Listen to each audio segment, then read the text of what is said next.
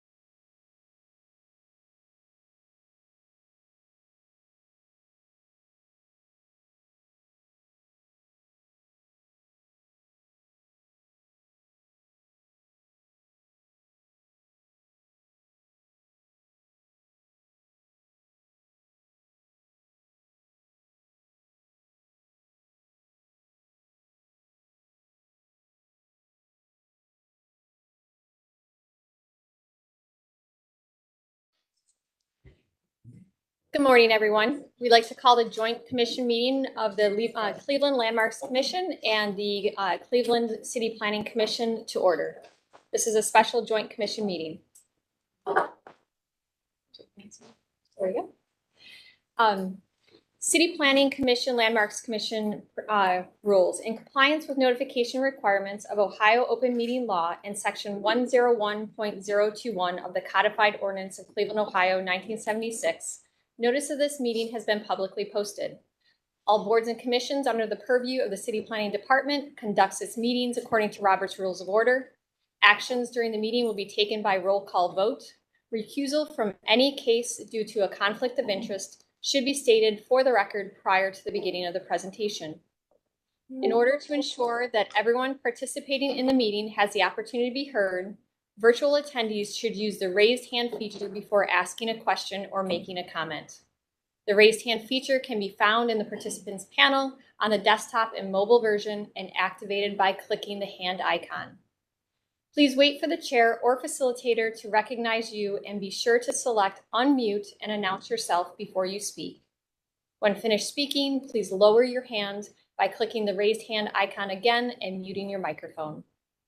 Call-in users can unmute by using *6.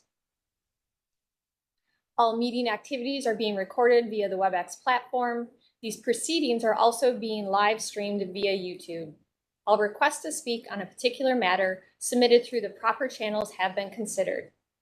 Any comments received by Wednesday at 12 o'clock deadline are collected by city planning staff and disseminated to the commission members prior to any scheduled meeting. Proper channels of communication are sending an email to landmarks@clevelandohio.gov or cityplanning@clevelandohio.gov with a comment or letter, calling and or leaving a message at 216-664-2532 or 216-664-2210. Finally, you can also send a letter or drop off comments at City Hall located at 601 Lakeside Avenue, Suite 519 or Suite 501. Communications with members of this body must follow proper channels for consideration. Any comments received by the stated deadline are collected by Landmark staff and disseminated to the commission members prior to any scheduled meeting. Meeting rules and procedures. Mr. Musk? Thank you, Madam Chair. The chair will call each agenda item and then each applicant will be invited to proceed through their presentation. Each presentation should be completed prior to questions and comments from the commission in order to facilitate a smooth presentation. Once the presentation is concluded, the chair will ask Landmark's staff to summarize design review committee recommendations and any public comments received. The deadline for public comments is noon on the Wednesday prior to the scheduled special joint meeting of Cleveland City Planning Commission and the Landmarks Commission. Any received comments are distributed to commission members prior to the meeting. Staff will also identify any members of the public present and scheduled to speak. Public comment is allowed at the discretion of the chair, and any individual providing public comment is permitted 2 minutes to speak to the agenda item in which they have an interest. The chair will then request a recommendation from staff. The commission will then begin deliberations and project review. Any commission member, except the chair, may make a motion at any point after an agenda item has been called. But since we're just here for concept today, there will be no votes taken. Excellent, thank you. Then we will call the October 6, 2023 Joint Commission meeting to order. Mr. Musson, please call roll. All right, Ms. Anderson? Here. Ms. Anthony? Present. Mr. Dreyer? Mr. Edmond? Here. Mr. Fluker? Present. Councilmember Gray? Director Wong? Present. Ms. McCray Scott? Present. Mr. Sargent? Present. Mr. Sandberg? Here. Mr. Strickland? Councilmember Slife? Mr. Trosick? Dr. Williams? Ms. Curry? Present. And Ms. Trott? Here. Madam Chair, we have a quorum.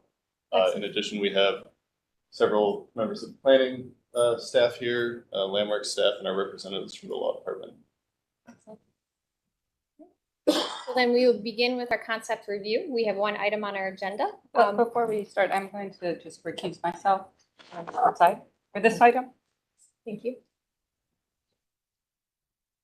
We have, then we will move on to our one item on the agenda. It is the Irish Town Bend Park located at 1441-1505 West 25th Street. We'd like to call the applicants forward to tell us about your project. Councilman McCormick, maybe I wanted to say. Yes, did you want to have him make his comments You want to before do an you? introduction. Okay. Okay. And before we start, since this is our second review of this project, it is our concept for the landmarks, but it's really your schematic design. We've allotted you 30 minutes for your presentation because we do have both bodies that do need to review it. So we'd asked for you to use some brevity on the items we've already seen and really focus on the new items that we have. Excellent. Thank you. Councilman McCormick. Good morning, Madam Chair. Can you hear me? Yes, we can. All right, great. Thank you so much for having me on this morning and allowing a space for me to say a few words. And I will be brief as well. I know there's a packed agenda, and I want to thank Director Wong for also helping coordinate this today. Madam Chair, I first want to start by thanking key partners. As one of the old members of council dating back 8 years now, and prior to that being a member of Ohio City Incorporated, I've been involved with this project for a long time, and many have been involved a lot longer than I have. Land Studio, Ohio City Inc. have been incredible partners in driving this work. Creative Minds, community partners and organizers, Cuyahoga Metropolitan Housing Authority, also a key partner. And Madam Chair, I also want to recognize that through that work, so many of our neighborhood residents and community members have been involved in crafting what you're going to see today. So for all the residents in the city of Cleveland that took time out of their busy days to put their fingerprints on this project, I want to thank them. Madam Chair, 23-acre world-class riverfront park that connects thousands of residents of public housing, tens of thousands of residents of the city of Cleveland, and we hope visitors from around the country to this very special waterfront. Mayor Bibb and City Council are committed to connecting our people to our water, our greatest natural resource. And this is such a wonderful example of how we do that, and how we do that in a way that provides exceptional design and equitable access to our riverfront. So Madam Chair, I will let the experts talk to you about the design, but I just, from the community's perspective, I want to thank everyone over the decade plus that have been involved in this and have given their time and energy to this project. And we look forward to a real world-class asset for our neighborhood and for our entire community to finally provide greater access to our most precious resource, our waterfront. And again, I want to thank City Council and Mayor Bibb and all of his team, and for really ensuring that we got here today, as well as all the commission members that are in front of us today to review it. So our neighborhood, Madam Chair, is overly excited to see this project move forward, and the folks that are going to present to you here today are the creative geniuses that made it happen here today. So thank you so much to the boards for your consideration of this game-changing project for our community. Thank you, Councilman McCormick. All right, I'll just get us started. My name is Greg Peckham. I'm the director of the studio. I'm going to turn it over to Scott Toffa, who is the main event and is the designer of this park. As the councilman said, we could not be more excited about being here. This has been an exceptionally long road for many folks. As people know, there has been technical challenges. The board is here for that. There have been legal challenges over the last few years. There have been financial challenges. But I think it is the endurance of this team, which is exceptionally broad-based in terms of nonprofits, government, civic organizations, community members who have all come together to make this happen. So, there's folks from RTA, the Port Metro Parks here, and there's many, many other folks, and Scott will acknowledge them along the way. But I'm pleased to introduce Scott Toffa. He is a principal with Plural Landscape Architecture, a Cleveland native, now making his home in San Francisco, but has been involved in this project for over a decade. So, like I said, we're so thrilled to be here today and to share this with you. And plenty of people here who can answer questions along the way. So, Scott, go ahead.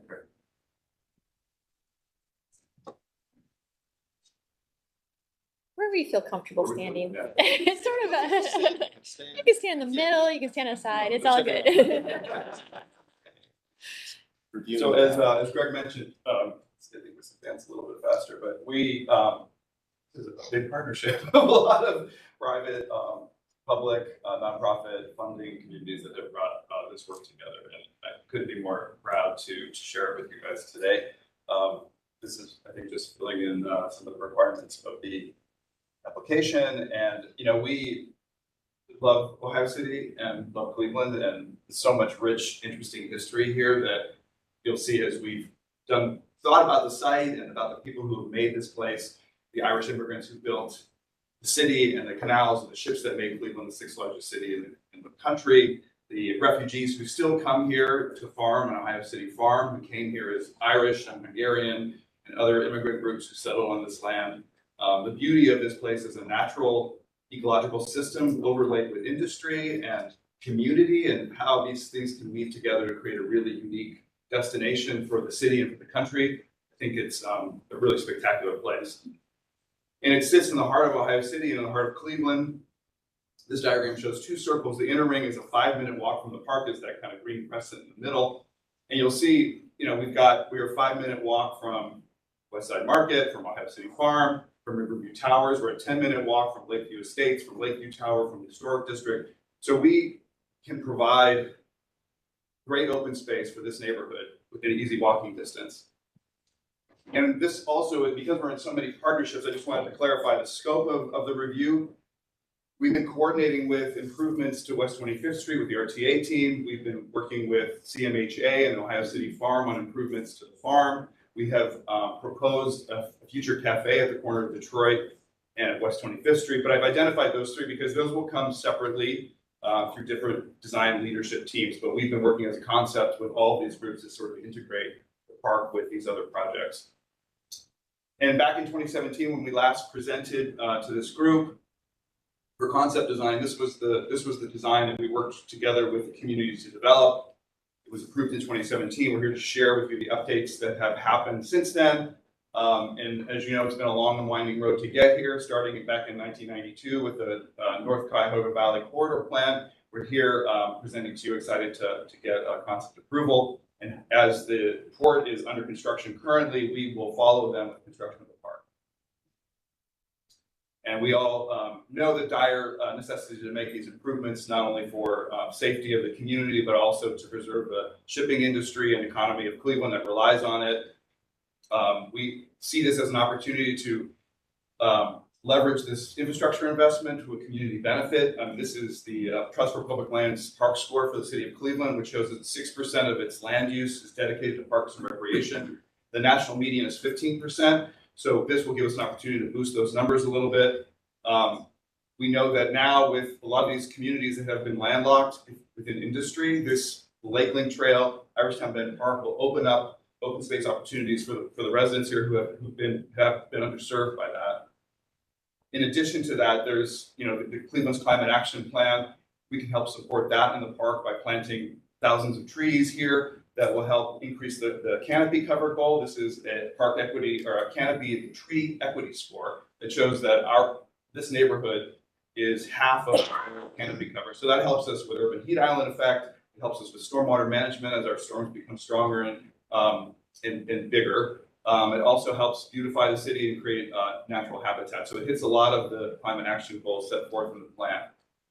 In addition to that, it is part of, I think we're achieving a lot of the goals set forward in the 2020 citywide plan.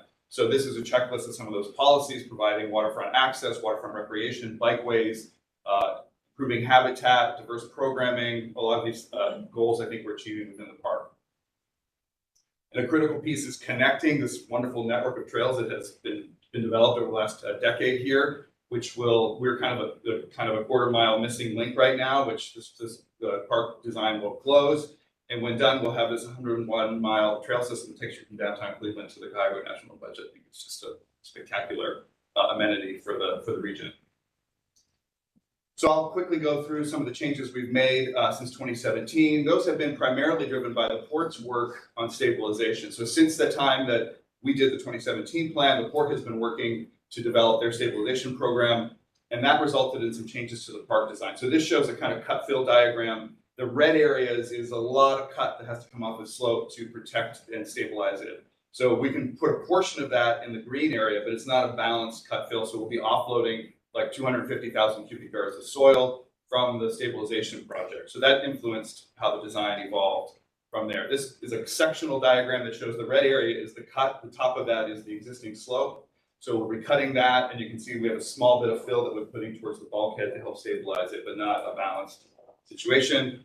That resolves in a couple level-ish areas, I call this. So we have kind of basically three tiers to the park. There's West 25th Street, which I think of as a sort of neighborhood serving, more highly programmed piece. And then we drop down 60 feet to another level terrace. This will be kind of the event lawn and stormwater catchment gardens that we'll talk about in a minute. And then we drop down another 20, 30 feet to the promenade. So it's kind of like a, 3 tiers down to the river. Another overlay to that is that these parcels were acquired with funding from the Clean Ohio Open Space Conservation Program. So that limits some of the program that we can do here, and the combination of the deed restrictions on the land as well as the slopes kind of concentrated our programming into certain areas, which we'll talk about in a minute. In addition, we have city rights of way that lay through this that we'll have utilities and access needs that will be accommodated. We'll be realigning Franklin Avenue to its historic alignment with Franklin Boulevard. And there is some wonderful site remnants on the site that we are uncovering and preserving and interpreting as part of the design.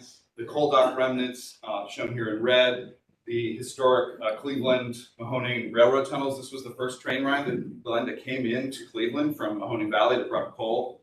And it's to tie this to the towpath trail, which basically made the towpath obsolete because now you have rail, is a beautiful sort of kind of tie-in for the history of the site. In addition, the Irishtown Bend Archaeological District, which is shown here in blue, the ports team has already started to do some archaeological digs. We've uncovered this cistern in the bottom right of that image and other interesting elements, building foundations and privies and stuff that we're uncovering that we hope to incorporate into the design.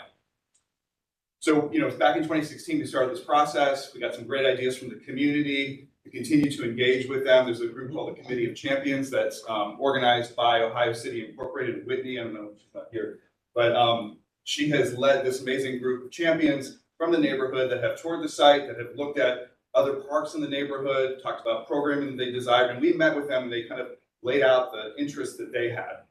And they wanted multi-generational spaces, especially for teens. They wanted an inclusive and open process with open communication. They wanted a program for diverse users. They include adult fitness, wellness classes, art classes, supplies for and markets and international festivals. So we've tried to incorporate as many of those that made sense within the park. And this kind of confirms those kind of programming ideas that the community had. And with them, we established these 3 guiding principles for the design. Equitable access and coexistence. As we mentioned earlier, this is walking distance within our neighborhood, so we want to make sure that it feels welcoming to everyone. This is a park for everyone. At the same time, we want the park to coexist with the industry. I think it's a really unique opportunity to show how a thriving port and industrial spaces can live with a thriving city with beautiful open spaces and public access.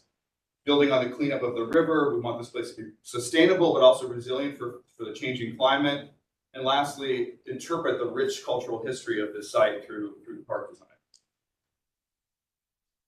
So I'll quickly go through this. We have these 4 trailheads that we call them that start at the top of the slope at Franklin and at Detroit, and then at the bottom of the slope at Columbus and Detroit.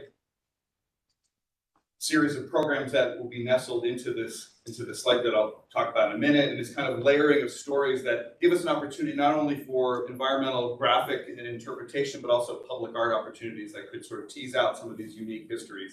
So we have moments we want to talk about these kind of Cleveland legends, like where Margaret Court White took her famous 1928 photograph of the city skyline, or a view across the church where you see St. John's Episcopal Church and its ties to equity and justice that are at the heart of Cleveland. Opportunities to talk about the indigenous people who lived on the river, the Irish immigrants and Hungarian immigrants who lived here, the industry and those layers of sort of the coal docks and the tunnels that we talked about. So we really want to kind of stitch together these stories into a new place. So our new plan incorporates many of the same programs that we had in 2017. It's just configured a little bit differently. I think the big changes from that plan are the neighborhood park at West 25th Street became a little bit narrower because of the slope, the grading condition. We reconfigured slightly the Maritime Theater location because once the site was cleared, we could verify the best views once the trees were taken down. I think connecting to Red Line Greenway, I don't think that had happened at the time, so I think we brought that connection in, so there's it ties into that broader network. I think those are the kind of key changes from 2017. This is a sectional, again, you see that red line is the existing amount of cut that we're doing to create these kind of 3 terraces from West 25th Street to the event lawn down to the Riverwalk. And so in 3D from above, you get this kind of sense of how we're sculpting the land to sort of meet the objectives of stabilization at the same time, establish a base plan for this new park. And circulation-wise, one of the key elements that we mentioned earlier is connecting this quarter-mile piece of the Lakeland Trail. One of the things that we're doing, I think that's interesting, working with Cleveland Metro Parks on this, is taking trail users right down to the water as quickly as we can accessibly. So this will all be accessible slopes for all users. But then when we get down to the water, we split bike and pedestrian circulation, so it's a little bit safer. You don't have that kind of conflict that sometimes happens between the two. We're also bringing an accessible path of travel down from the corner of West 25th Street. That's this diagonal that comes down, as well as new bike infrastructure within the right-of-way, both on Franklin and on West 25th Street, that we're working with our partners at the port and with RTA to make that happen. We are aware of the potential for the undercarriage of the Detroit Superior Bridge to become a new public amenity for the city of Cleveland. So we've designed the entry plaza with the potential for that connection. And also thinking about our neighbors at Riverview Tower and how quickly they can get to the park. They're so close, this is their backyard. So rethinking the pathways through the farm and how they can safely and accessibly get into the park. And then finally, a riverbed, maybe it's not final, riverbed trail that is along the old riverbed street that allow us access for utilities. And then the connection to the Red Line Greenway, as I mentioned. And then finally, stairway. So these are all the blue routes would be accessible for wheelchairs and strollers and bikes. And then these red lines are kind of more direct access routes for stairs. And all that kind of ties into, as I mentioned, we don't, because of the topography and the constraints on the site, we're not providing parking within the park boundary, but we're being very careful to partner with neighboring space lots to provide parking. So within 5-minute walk of the site, there's like 1,000 parking spaces that will be available for park users. In addition, we're looking at opportunities to integrate new on-street parking for the West 25th Street work, the Franklin work, as well as the Carter work.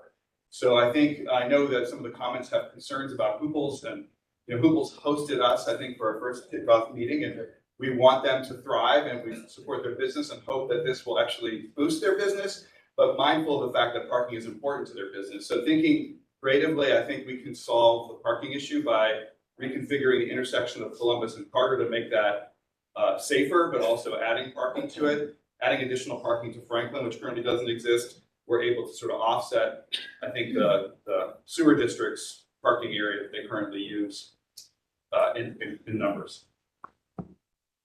So I'll take you through the design. We'll start at the top. We call this Hilltop Park. This is along West 25th Street. It's a series of rooms. And as I mentioned, that we think of it sort of goes from a more active programmatic edge down to the water's edge. We start on the left with this welcoming concept where we want to celebrate Margaret Bourke-White's photograph taken there and the changing of the Sauk Island that's happened in the last 100 years to, adding a welcome center and cafe there. Opposite church, we want to create a memorial that tells the story of the freedom seekers that came to Cleveland, and that this beautiful like quilt pattern that talks about crossroads and the final destination. I think there's just a great opportunity to share that history along West 25th Street.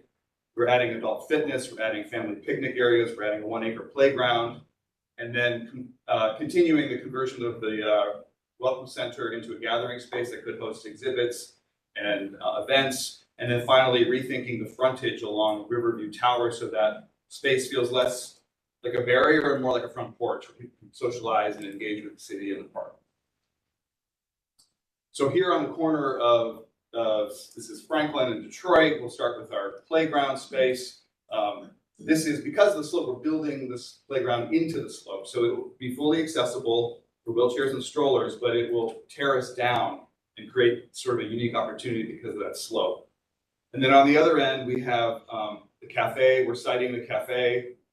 This is still very much in concept because we're working with RTA on how to service the building, how to park the building, how the bus lanes work in. So that's something that we're still coordinating with that team. But the idea is there is space for a cafe here that could provide other public amenities like restrooms and a gathering space. So I'll take on a little walk. We'll start at Franklin. The views are 1 on the right, going through the playground. We'll walk along West 25th Street, and then we'll end at the cafe. Oops. So here's our view now that the front stairs has been taken down. You get this dramatic skyline view of the city of Cleveland across the river. We hope to frame that view with the playground. So you see this, that blue is this kind of serpentine path that slopes down in an accessible way to create these little playrooms along the way. And they culminate into this kind of boulder scree that has slides and a belvedere overlook to the park and the city. Moving to the north along West 25th Street, this is the existing condition. And this is where we'll be integrating the family picnic area. And then also on the left of the screen, you see the combination of a two-way cycle track with sidewalk conditions. So working with the 25 Connects, we're able to take some of the burden off of the right-of-way by putting the pedestrian pathway into the park. So that's a nicer place to walk. It also allows for more things to happen in the right-of-way. And then moving further along to the north, you can start to get the sense of the spatial characteristics of how this starts to terrace down. This pathway to the right, that's the accessible route down from West 25th Street in Detroit to connect to Lake Link. And you can start to see the sort of sloped lawns and the event lawn below. And this gives some quick dimensions on the cycle tracks, sidewalk, and the multi-use trail. Happy to go through. This is now, we're at the corner of West 25th Street and Franklin, looking at that Margaret Bourke White view, framed by a new cafe and welcome center, and some new planting and gathering spaces within the plaza. And this is coming around now. You see this building is like one story from West 25th Street, but it's tucked into the slope to allow us a lower level that could provide public restrooms, a concession stand, family picnic areas, and then these terraced lawns for seating, all with spectacular views of the city. And then as we move down that meadow, the slope, you start to see the kind of next tier of level spaces, which includes a 1 acre great lawn. We're imagining this could be a flexible space where you could have movie nights or concerts or yoga or, this kind of activities could happen here. It's very flexible. There's another picnic grove adjacent to it. And then this wetland healing garden, which is part of the stormwater management strategy of the stabilization project. But we hope to augment that with an ecological layer and an accessible layer, so it makes a beautiful space to stroll and gather and walk around the park. So I'll do another series of views from here. We'll start at number 7, which is at the pond, and then work our way across the event lawn and then down to the Maritime Theater. So here we are at that stormwater treatment pond. It's a perimeter path with seating, reforested edges with special breaks in that forest for views of the city skyline. Moving to the north is the picnic grove here. This is the kind of transition between the pond space and then the lawn beyond. And here is the scale of that lawn. You see the meadow slope coming down. That's from West 25th Street on the left of the screen, and then the river's on the right. And then that same space could be could be more actively programmed. This is showing like potential for like an outdoor movie or a concert here. Then we turn along Riverbed, and this is the overlook at the amphitheater. So this is, we call this the Maritime Theater. It's an amazing space to watch these ships kind of navigate the channel, to see the skyline beyond, and Merwin's is just across from this. So this we'll talk through this space, but we're trying to figure out ways to incorporate park programming into the steep topography of the slope. This is one of those moments. Now we're down at the bike. This is showing a separation of pedestrian and bike circulation at what the Lake Link Trail will become. To the left is the amphitheater, and there's a concept. We have this kind of crescent of native redbuds that in early April will turn beautiful magenta from the skyline looking back. So this kind of special spring moment for Cleveland. And then you can walk along the riverbed here with this esplanade. And because we'll need a rail for safety, we're thinking of opportunities to incorporate some of the interpretive elements of the site that we've been talking about. It could be some kind of a tactile timeline that could have opportunities for the visually impaired to understand what they're looking at. It could have old maps and images of the events that have happened here, and it takes you right to the water's edge, and you see and understand how the Irish immigrants built the river, built the city, and that story could be told here. And then this is a bird's eye view looking back at the amphitheater. In the foreground, you see the green bulkhead design of the port stabilization team. So they're basically the foundation upon which we're placing the park. So the esplanade will sit on top of that piece. There's the sort of interpretive rail in the foreground, and then we step back for the esplanade, which varies in width from like 17 feet to 30 feet along that edge. And then we step up for some bleacher seating. We have grade separated bike circulation, and then the amphitheater above. We're back down on the river looking north here. That's the Columbus lift bridge in the background. See it. But also tucking in these opportunities for seating, and this is kind of a bar counter, so you can have your lunch and look at the river and the city, and then again, separated bike and pedestrian spaces. Key dimensions for that. And then finally, 3 more views that take you down along Riverbed Trail. We'll start at Franklin at view number 13. 14 is the historic heritage site for Irishtown Bend, and then 15 is under the Detroit Superior Bridge. So this is an enlargement plan. There's a lot going on here. One of the things that we're working with the city on is to make this crossing safer. Now, this is a very dangerous intersection currently. So part of the park design is to reconfigure Carter Road to get rid of that free right turn, moving the crossing of the Lakeland Trail closer to Franklin. So it's shared with the crosswalk there. That will give some queuing space for the lift bridge. Hopefully alleviate the traffic that kind of builds up in that area. So that's kind of a critical piece. We're working with some of the, I know there's a plan to develop a boardwalk on that's the east side of Columbus. And so we've been working with the city on that team to have the potential for that boardwalk to slip underneath the Columbus bridge and then tie into a boardwalk on our site that will take you to our Riverwalk. There's the dashed white lines is the RTA viaduct, which is overhead. So this is such a dynamic space with bridges lifting and infrastructure passing by, and us kind of slipping in some nature and park space into it. And so we think that there's a great opportunity to kind of use that slope again to help program the park. And so there's kind of a playful idea to have slides that come down in and slip through those bridge pylons.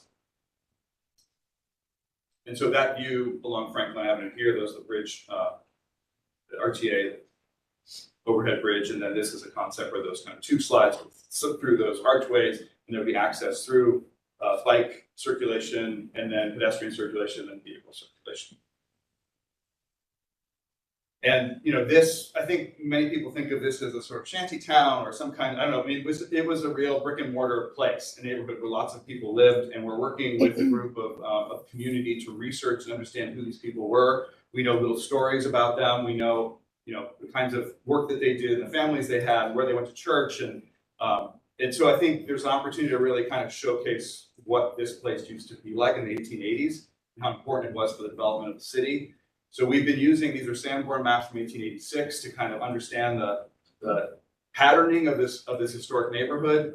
And as I mentioned, the port's work in uncovering some of these elements that are below the surface, and us looking at inspiration from other parks that incorporate archaeological sites into a park, and coming up with a concept that where we might find a remnant, like this is where the cistern is, that ring in the bottom right. So the idea is that because of the fill that was dumped on the site, these are much deeper than they once were. So we could have these Hortense steel walls that would frame the pattern of the old neighborhood, and then a series of these doors. We know the Sanborn maps are remarkably accurate based on the surveying that the archaeologists did.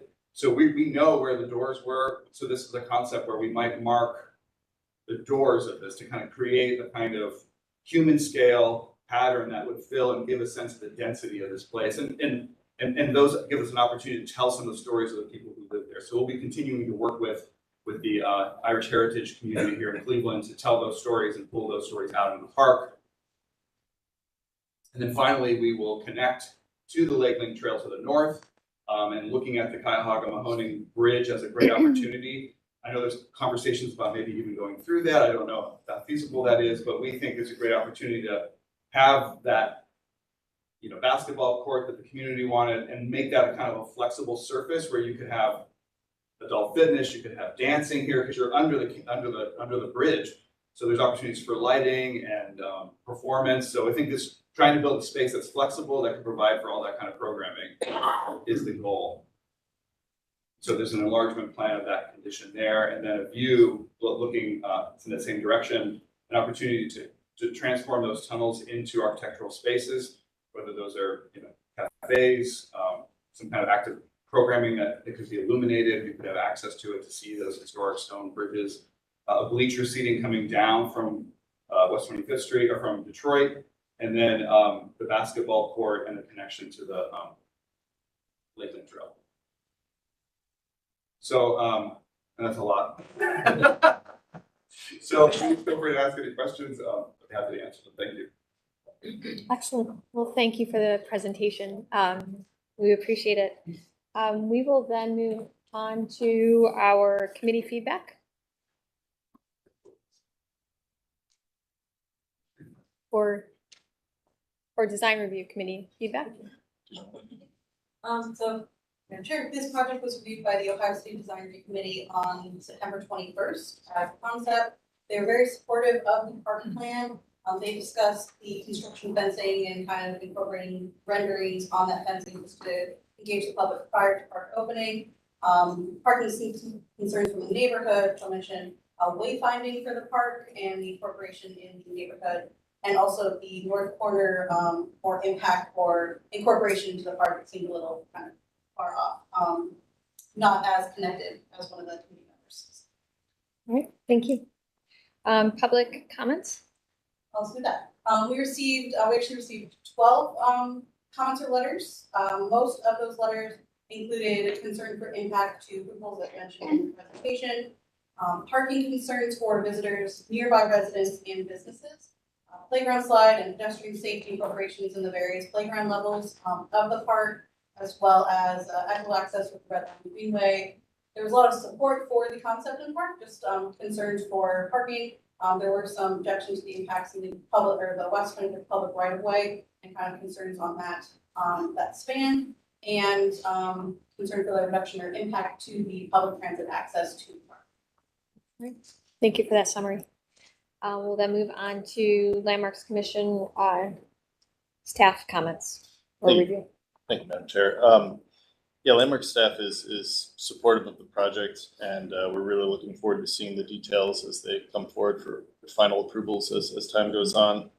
Our primary concern is the archaeological district, which is listed on the National Register. It looks like there's already been some archaeology started, so if you could kind of loop Landmark staff in as kind of who's doing that, what their timeline is, kind of, maybe set up a standard reporting type thing so we can figure out what they're uncovering and, if it has any significance that we need to, take action on or anything like that. But yeah, generally very supportive and excited to see it and work itself through the process.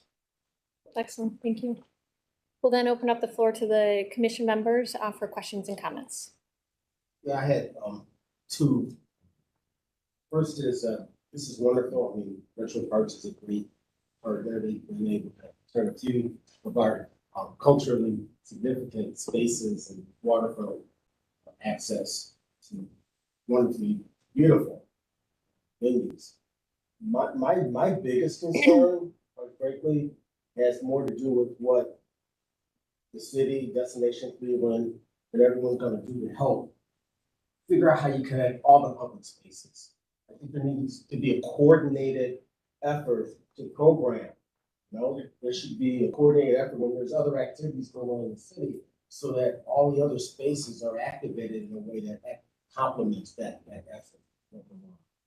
Second thing is just, as you guys are telling the story, I think could be another story told, because some of us are neurodivergent, some of us are on the spectrum, but wouldn't it be cool to say how many cubic yards stuff was hauled off, how much is brought on, how many acres of Greenland, how many feet of, and start telling the story in a different way so other people who aren't like us, who are fortunate enough to understand and process what this means on that level, because they don't understand the aesthetics, but they do understand math and other ways, music and other things that actually activate their thought processes. So just a couple of thoughts. Oh, one other thought. In terms of parking, we don't have a parking problem in Cleveland. I think we tend to think we do. But I think there's an opportunity for the city of Cleveland to start looking at district-wide parking. We may have to drive there, right? and they hire a vendor, they hire an entity to run it. I'm not asking SSC to run anything, but there's an opportunity to create some major nodes. The parking lot that happened behind the West Side Market probably should have been a structure. So I think we need to start thinking globally. We need to start connecting dots and understanding how all this is inextricably connected. Thank you. Thank you, Mr. Pfluger. Yes? Actually building on fellow Commissioner Pierce, I have a question and then a couple of comments. So you mentioned that there were some limitations as a result of Fuel Hot and funding from the Clean Ohio Space Conservation Public Funds. When you think about what the community has brought forward as far as recommendations and what they would like to see, do you have any general concerns that those will not be able to be met as a result of the limitations that the funding source, is bringing to this overall project? That's a great question. I think because the site is so steep, we're able to overlay those parcels on the steep side and use the level ones for the program that we want that may not comply. So where we have steep slopes is where we can do the ecological restoration and the reforestation plans and kind of achieve the goals of the Clean Ohio program. Where we have level areas, we can put in the more active pieces. That's our plan. And then I know the young lady here shared some comments from design review, just about like wayfinding. I think also just thinking about how within the wayfinding, the why is incorporated, right? So we've seen, particularly since 2020 and COVID, the uses of QR codes, and obviously not everyone has a smartphone, but it does allow one way for people to, click and find more information. So I think often we see things that are done for us, not with us, right? And that it's happening, but you're not quite sure how you're connecting to it. Like, why should I care? Yes, I'm a resident here, but what is my personal, investment in participating in this new amenity? So ways that we can think, creatively about how we're connecting the history, how we're connecting, minute details that may not seem as relevant for the broader public, but could be definitely of interest, as Commissioner Pfluger said. And then invite residents to join the journey. I think, with obviously, safety concerns being top of mind, but, are there times along this journey where we can invite residents to see progress along the way? So not just, a big crane in the air or, yellow cones or orange cones blocking something off, but have, sporadic times, again, with safety obviously being top of mind, where residents can be invited to say, hey, we're this far along, or this is what's happening here. And it also, I think, feeds into Commissioner Pfluger's comments about the programming. The pre is also part of the programming, right? Not just the end destination for what will be, as these pictures depict, a beautiful product, but really thinking about along the way, the ways in which people can start to feel connected to this vital resource that we're going to bring.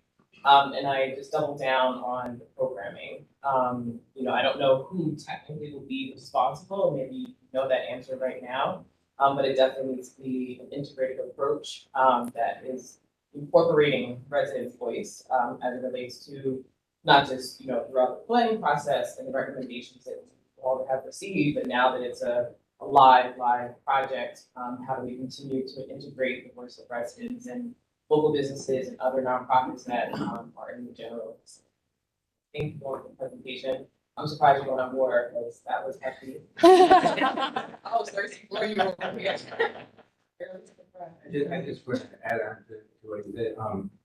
Scott mentioned Whitney Long Jones at City Incorporated, who's working with the community of champions. We've also had other organizations, see you at the top, who have been working with the youth programming, like really getting young people thinking about how to use the trails now, and where they can connect to and how many places that can take them, doing tours like ice cream shops and things like this. So we're really, I think, taking your comments to heart, and I think that, seeing construction in your backyard is kind of interesting and people show you what's going on. Yeah.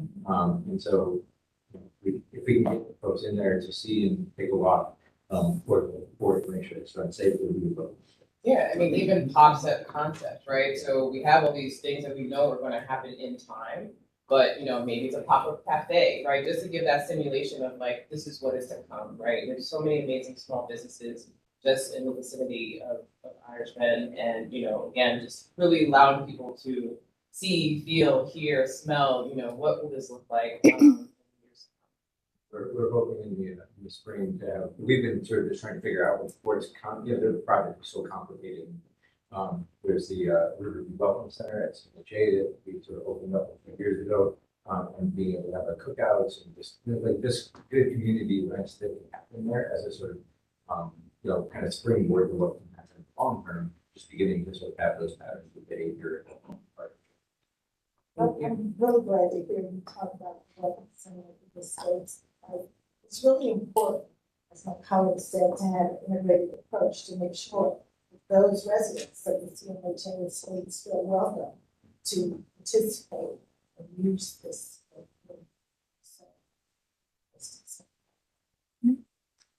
I do want to add one thing. I'm sorry if I'm stepping on toes of someone else. That's okay. There's, Mr. Sargent would also like to put, Oh, go ahead. finish your thought. Okay, Mr. I do Sargent. wanna- I have a number of comments. So I think, again, great presentation. I have some concerns primarily about the circulation. I think right now it seems like the circulation is focused on end to end. And I want to kind of maybe flip the conversation. This is like a trail passing through a park, not necessarily so much emphasis on the trail, getting you through, destination. It seems like the emphasis is on getting through the park, and then the secondary paths kind of go along with that. Kind of the hierarchy between bike and ped, although those paths are separated, they're still right next to each other. I still think might have some conflict, when people passing, crossing. I think the edge consideration, both at the river and then the urban core, kind of need to be explored a bit. We talked about the difference between, I think, potentially 17 feet to 30 feet at the river, but it seems to kind of be the same kind of program throughout. Kind of thinking about varying that kind of that program at the river's edge. Kind of at the surface edge, some of that program should be pulled into the park. I'm not really convinced about barbecuing right on West 25th or exercise right on West 25th. That seems like that should be interior to the park. I think the playground locations kind of give me some pause as well. I mean, we talked about, again, the lower area being a higher area of concern with particular safety, and there's a playground literally right on that corner. I mean, if it was maybe pushed back a little bit and nestled within that area, I know there's some considerations with the kind of location of program being Ohio, but both at the top and at the bottom, both at the four-way intersections, seems like a great comparison area for a playground. With the right-of-way consideration, I feel like a lot of that is going to be successful if that turn around or wrap around across the bridge is going to be there. So, again, not necessarily convinced that, again, that two-way bikeway in the right-of-way on West 25th is going to be successful unless it can rattle around to the bridge. I wrote that this morning. There is like a two separated bike lane on both sides. If that can happen, the multi-use on one side, again, that would kind of make sense. But I feel like it's contingent on that happening. I know this is outside of scope, but I feel like the cafe right now is kind of its early phase design is like quite uninspiring. I feel like it needs to be a balance for rest and being there for a while, but also quick access to restrooms, quick food options as well. I feel like the identification of this as being a significant stop on your long journey all the way to the national park, if that's what you're going to do, is going to be a real key consideration. And I think lastly, I know we're not necessarily trying to make the case for parking, but I think thinking about areas where drop off might be accommodated, both for people who are unloading things, like if they're going to barbecue in the park, like how am I going to get my supplies over to that picnic area? If I have a stroller, can I drop off? And one parent take the kids and then go to the park? Kind of those key considerations I think should be explored as well. I think lastly, I think one of the things that was talked about things to include is teen spaces, and I don't know if I really saw that represented. Thank you for those comments. Additional questions and comments from the commission? I'll go after August. After August. I was just thinking, I was going to piggyback on Commissioner Member Anthony. We always put up construction places, and we always create this litany of here's what the project's going to look like. Obviously, we will see what the project is. Why don't we use that as an opportunity to educate the public? You know, maybe there's a counter or a click that, you know, counting down to when this is gonna happen, a major milestone. Use it as an opportunity to tell a story. I mean, because at the end of the day, that place will be there when it's done. But what we don't do a good job of in this city is communicating what actually happens.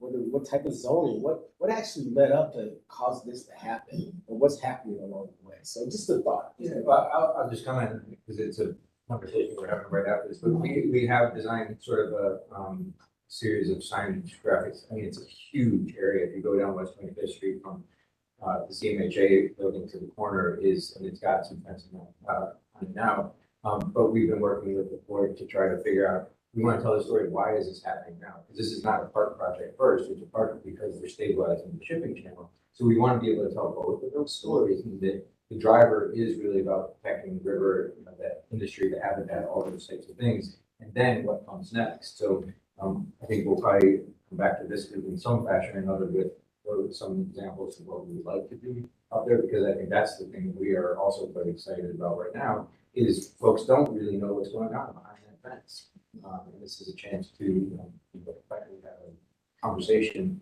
We've got a website for both of the projects ready to go as soon as we get that fencing done. So we are very much thinking on that same wavelength. We want to be able to have it be a two-way conversation with people who see this for the first time, we're seeing it as it evolves. And I'll just add to that cameras are being installed today, I think, next week, that people can view from the court's website, see what's going on, and our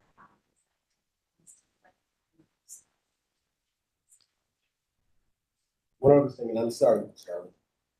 Remember, not all of us communicate the same way. It's because we have social media and we're savvy at doing that. Doesn't necessarily mean we're reaching people. Sometimes it's a handout. Sometimes it's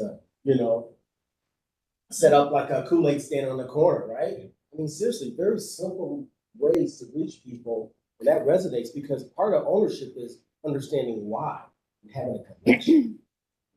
That's because you had meetings. So we're also doing signage at Rowan's Wharf. We're working with Metro Parks on that. We're also working with Bookhouse Brewing. They have a front row seat.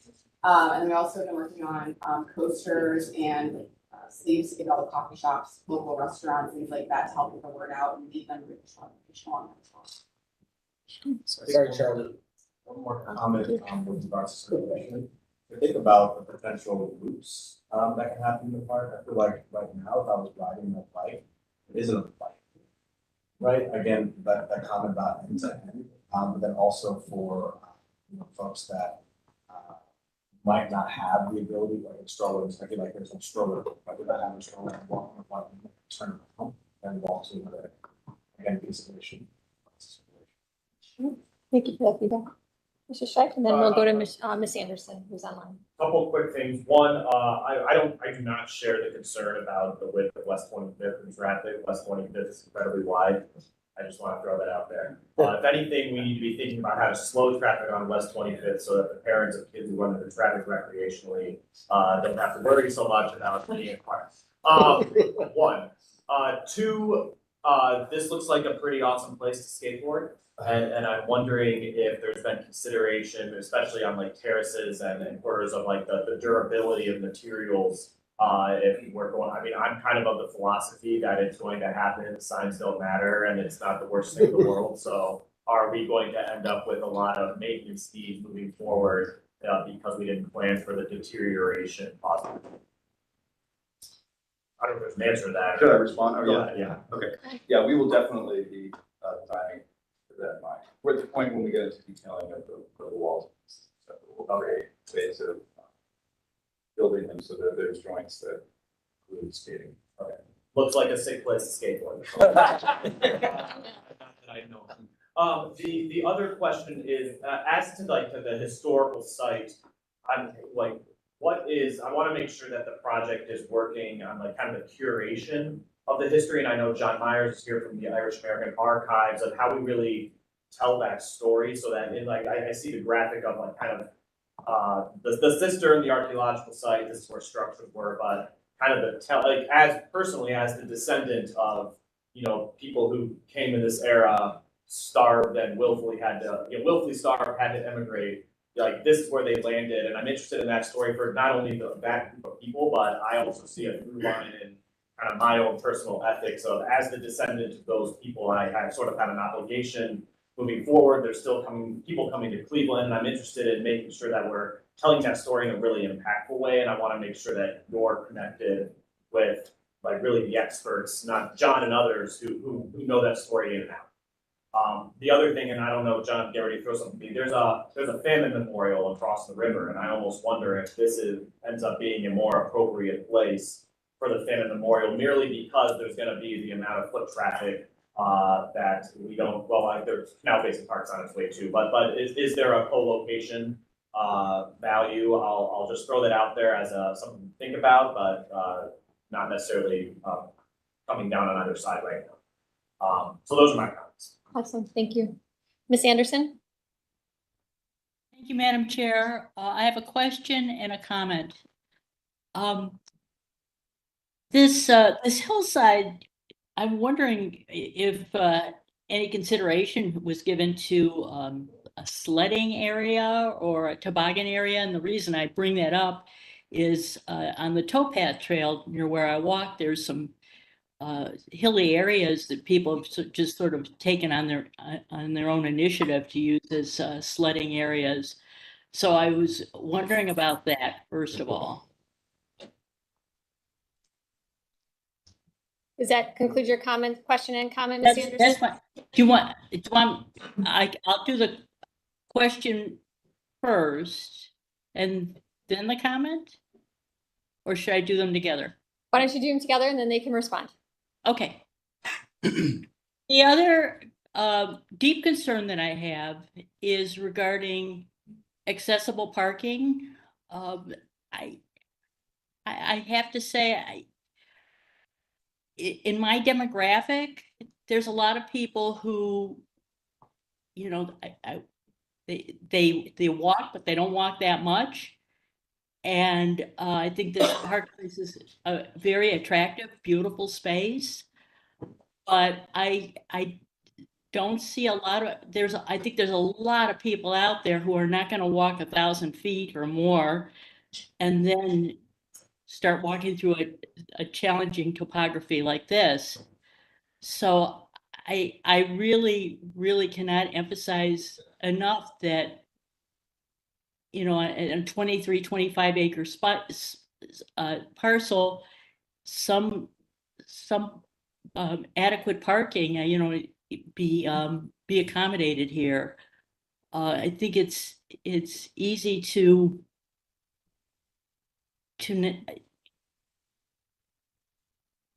forget that there's people who really don't have or aren't used to walking a lot. And it'd be nice to attract people off their couches and away from their screens and get them out. But I don't think they're gonna just walk that far to get to this wonderful space. So those are my comments. Thank you, Ms. Anderson. Thank you, Ms. Anderson. I couldn't agree more. I think what we're, regarding the parking, I'll start with that one. We are currently working with the 25 Connects team to add street parking to West 25th Street, which I think could be dedicated to accessible parking, and drop off and loading is part of that. I think we can solve that. There's quite a bit of frontage there because we don't have driveways or other kinds of things along the park side. So I think there's an opportunity to incorporate that, which I think will hopefully get at some of your concerns, which I agree with. And then I think the sledding is a great idea. We've been trying to integrate programming into the slope, as you suggested. I think that's ultimately a programming and maintenance concern about safety and those kinds of things that I think is what we've been considering. Yeah, no, I mean, the question I think makes my heart flutter when I think about having, you know, one of a waterfront skyline sledding hill. So we've been trying to figure out, you know, is that a possibility? You know, we've been getting some, you know, kind of feedback with Metro Parks and others about, you know, how that can be done well, how it can be done safely, and whether or not, quite frankly, that can exist in here. If there can be done safely, then I think it's fair game. But that's, I mean, it's something that I think that any of us would love to see a place for that. It's whether or not we can make it work in a way that's safe for the young people who Absolutely. A few comments of my own. We've many of the commission members have commented. Once again, I think this is amazing to see this finally coming to reality, and I think the community and myself personally is very excited because I do spend a lot of time in this area on bike and in foot, and feel how this area cuts you off, like if you're walking or riding the bike trails and so forth. So my questions are a little bit more tactical because many people have commented on other things related to skateboarding or a skate park. In skateboarding and rollerblading, I have a college student who just picked that up. And if you could create a space to really recognize that it will happen. So if you could define an area where that you're encouraging it, discouraging it in other areas versus encouraging it, I think you really could connect and bring more young people into the park because they will use it. The playground area and I'm sorry if you said this and I just missed it. Is there a restroom that you're also designing in this area? Okay, so I just missed that. Related to the parking and the areas around the park, I know some of the parking is paid. Are the lots that you've identified, are they equally free parking? Like the West Side Market is a paid lot. And have you identified where the free parking is related to the lots? Is there a balance between the two? So, so the lots surrounding, so there's paid parking also.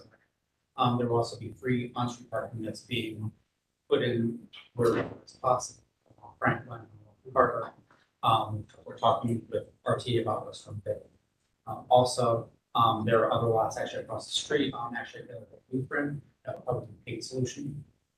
That lot is actually used 40 hours a week very intensely for 500 caregivers for the Cleveland Clinic, but it's literally empty most of the peak hours for the parks. So we've been actually in long conversations with them about that space. That would probably be a big one. Okay. I would just encourage you to focus on that, making sure that equitability or access to this park is one of your focuses. Is just make sure there's as many free parking spaces as there are paid, because that will really encourage everyone to use this space. And related to in some of the seating, I just saw a great example in Rogers, Arkansas, of a park that they just created that really celebrated its railroad heritage and placed all of its seating on actually the railroad rails so that it could be manipulated by the public and modified as needed for programming.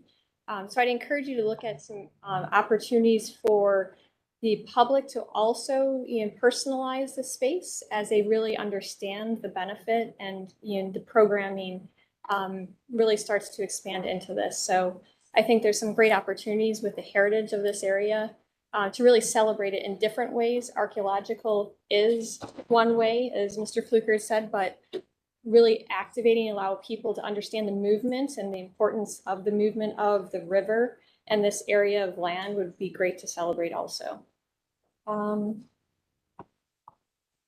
I think that, and then the intersections, I think has been said, is that, these intersections are large currently. So any ways that we can really bring down the scale and slow down the traffic on 25th and onto the bridge and onto Franklin to really encourage that walkability, I think would really help people enjoy this park even more as you move forward. So those are some of my comments. Other questions and comments from Mr. Sandberg? Comments and questions as well. I know you have a lot of paved paths and surfaces through the park. Are there going to be walking trails that are dirt, more natural paths through the space? And when you develop a park, do you create those, or do you let the users create them? Yeah, that's a great question. I think we would have both. I mean, I think there, as we develop we get from concept and design development, we'll be dealing with material choices. I think there's an idea that primary paths, as Andrew mentioned, are paved, but that the secondary and tertiary paths might be both granite or probably not. I think, the issue that we have on this particular site, and I think in some sites where they're maybe a little bit flatter, a little more flexibility, you might have desire lines that kind of switch back through and people create. Here, I think because we want to make sure that there's clear, accessible routes that are paved and meet requirements, so that the majority of the circulation will do that. It's hard to do that with trails, and certainly with desire lines. So I think, yeah, like the primary paths would be paved and accessible, and then there would be tertiary paths that might be also accessible. And then I guess the historic neighborhood, what, how much of that is your intent to bring back? It looks like in your presentation, you had 5 parcels that were highlighted. Are you looking to do a select few, or are you doing hopefully the entire neighborhood, or Yeah. what is the Great question. intent? Yeah, so what we're doing, so one of the issues we have is that, the site was, a lot of fill was dumped on that area. So when you get closer to the river, the remains are closer to the surface, so it's easier to sort of showcase those. And so that's why we picked that zone. We've also only done a couple parcels of archaeological investigations. We don't quite know exactly what we're gonna find. We're starting to just highlight the things that we found. So as we work with the Irish Heritage Research Group, to understand, I think somebody mentioned, I think it was Charles in his comment, that we'll work closely with them to understand the stories of people who lived here, and we're gonna continue to do more archaeological digs and find it. So I think ultimately the pattern of that will be on what we find. So I think it's gonna be a combination of site constraints, and we wouldn't want 30-foot walls, to hold up just to expose a privy. I don't think we're gonna do that, but I think where we could do something that's reasonable, and that's why I think the concept of, some other layer to this, like the idea of reforesting it, and then this kind of this phantom doors that might be a part of it, or some other element that might, we really want to talk about the scale and density of the neighborhood, but I think given some of the other technical constraints, it would be hard to do a bunch of archaeological pits, because of the topography. And would that be an opportunity for the community to look at an archaeological dig? Yeah, absolutely. While the park is open, that maybe that still continues, and that's really great. Yeah, could be ongoing, right? Just as an example, there's a section with the port unearthed, in their most recent work this summer. We were trying to figure out, how much more, to your question. So we had a firm that did ground penetrating radar to take a photograph of, what's underneath there, closer to the RTA bridge. And what we actually found was not as much as we hoped. A lot of things when they built those bridges, the RTA bridges over the river and things, that probably a lot of that was scooped out and removed. So we're doing our best to try to figure out where the largest concentrations of those types of artifacts can be sort of brought to the surface. Scott mentioned, the slope as you get down here, there's a lot of, more stuff that's more accessible as you get in where it's steeper, it's 25 feet under the ground. So we're trying to figure out this question, but we know that we want to, telling those stories, not just of the Irish community, is really one of the most special parts of what's the opportunity is here. Thank you. Excellent. Not seeing any other commission members with questions or comments online or in person. Do the applicants feel like you received enough feedback from us to continue on with your design? Yeah, thank you very much. All right. Well, then that will conclude our concept review of the Irish Town Bend project and our joint commission meeting. And then we will then transition into a traditional planning commission meeting. Correct? Okay. So thank you everyone for coming. We appreciate it, and the joint commission meeting is adjourned. Thank you. Oh, you.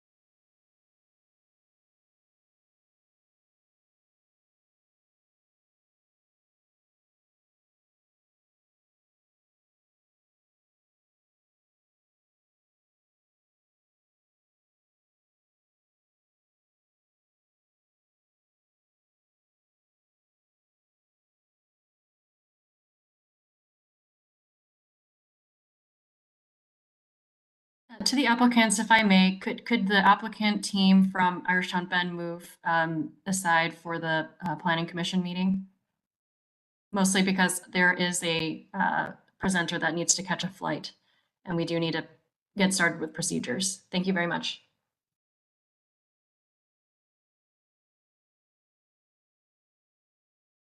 Yeah,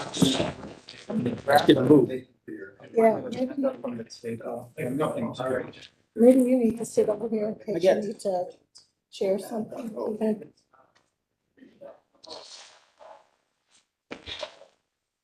Yes.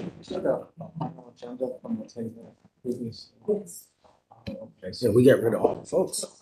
Do Lillian. Everybody left. I know. I just assumed everyone was here for Irish Town Bend. But I'm like, how Sandy involved here? I was trying to figure it out.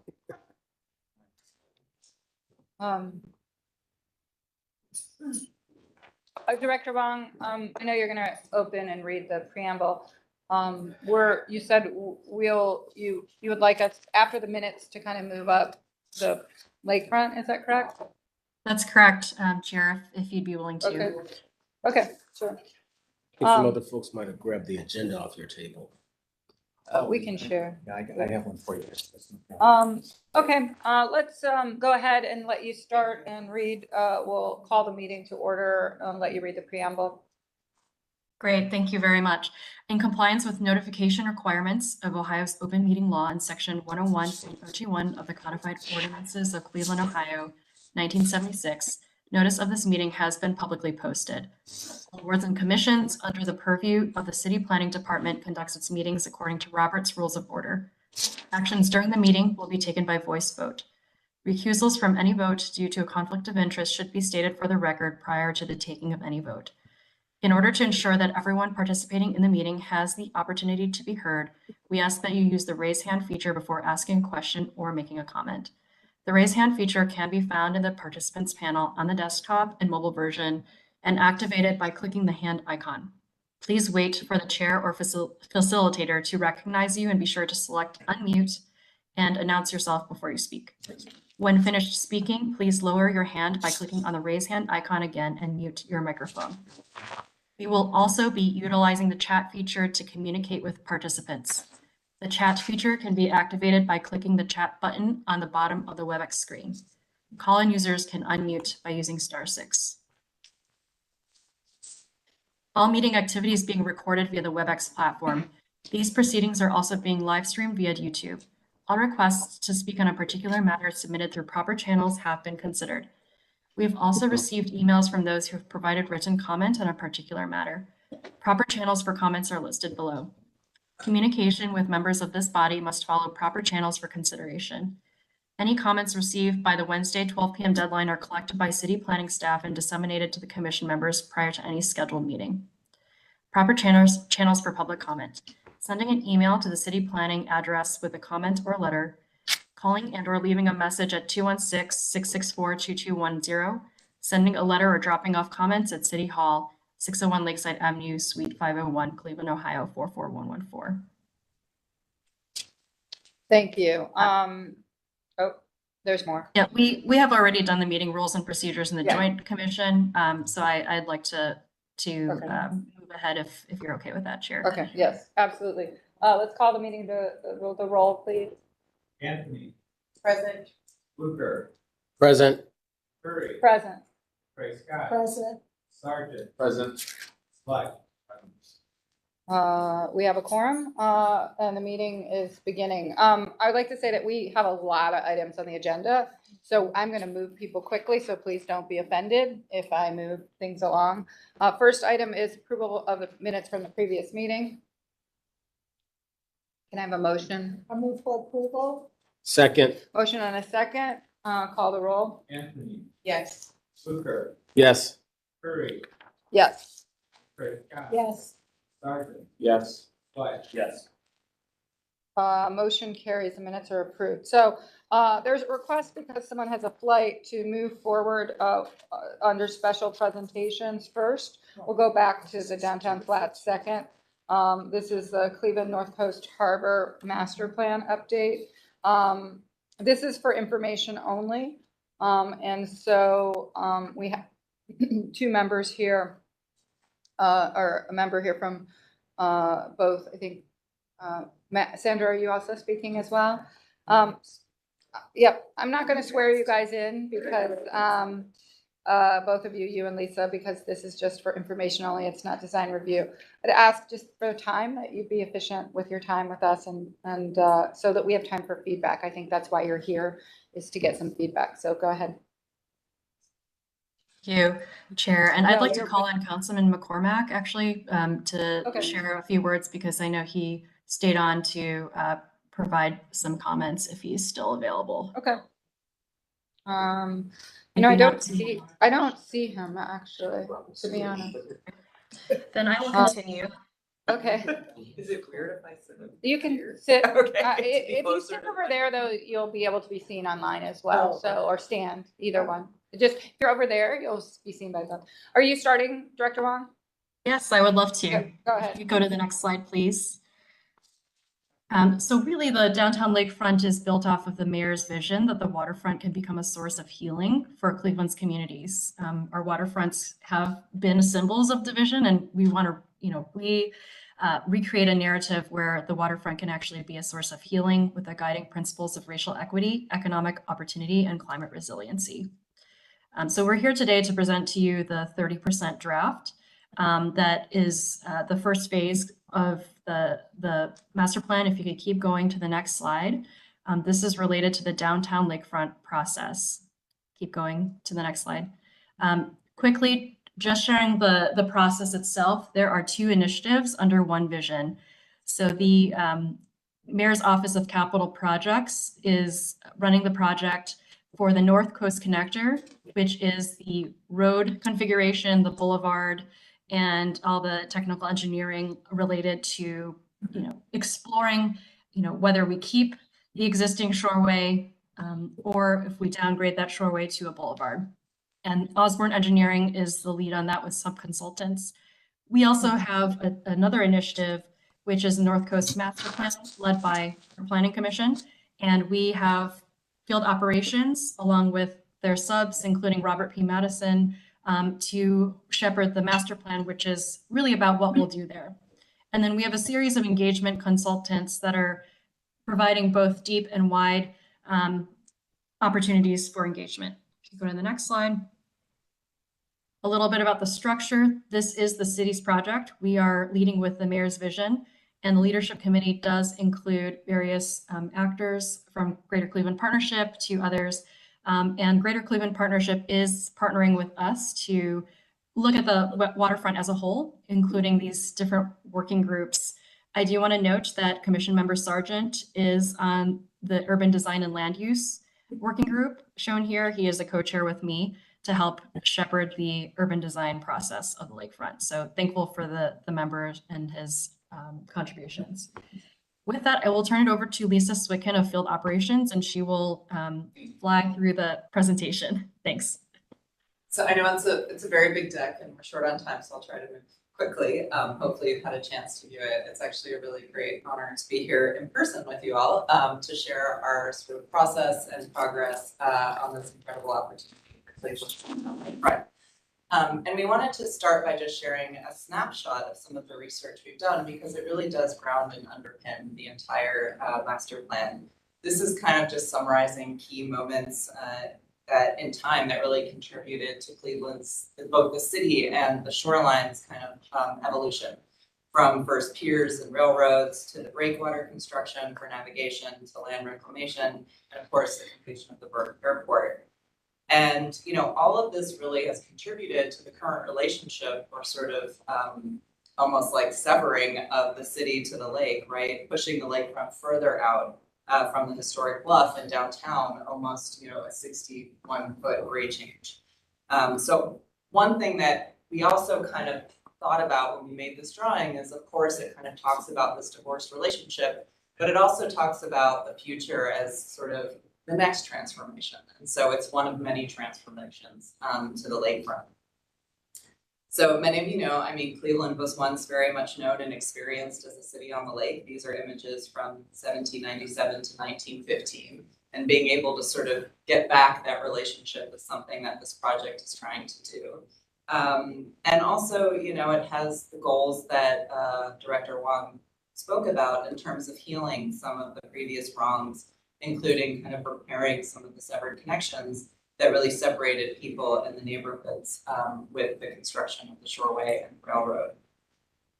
So this is a summary of some of the history of the North Coast Park over the last 130 years, and it has a series of different uses and highlights. I think one that is particularly interesting to take note of is in 1936 and 37, there was the Great Lakes Exposition, and this featured hundreds of attractions over 135 acres. You can actually see a kind of temporary land bridge there, just to give you a sense of how this sort of happened during that time.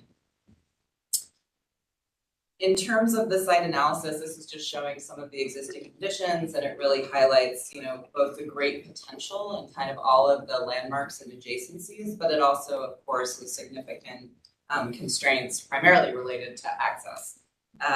Most of the land, well, this is also showing that there's in this particular location, it really is a missing link in water access, because you have the port as one neighbor or the airport as the other, and so there's this big area where there really isn't a point to kind of rest and stop.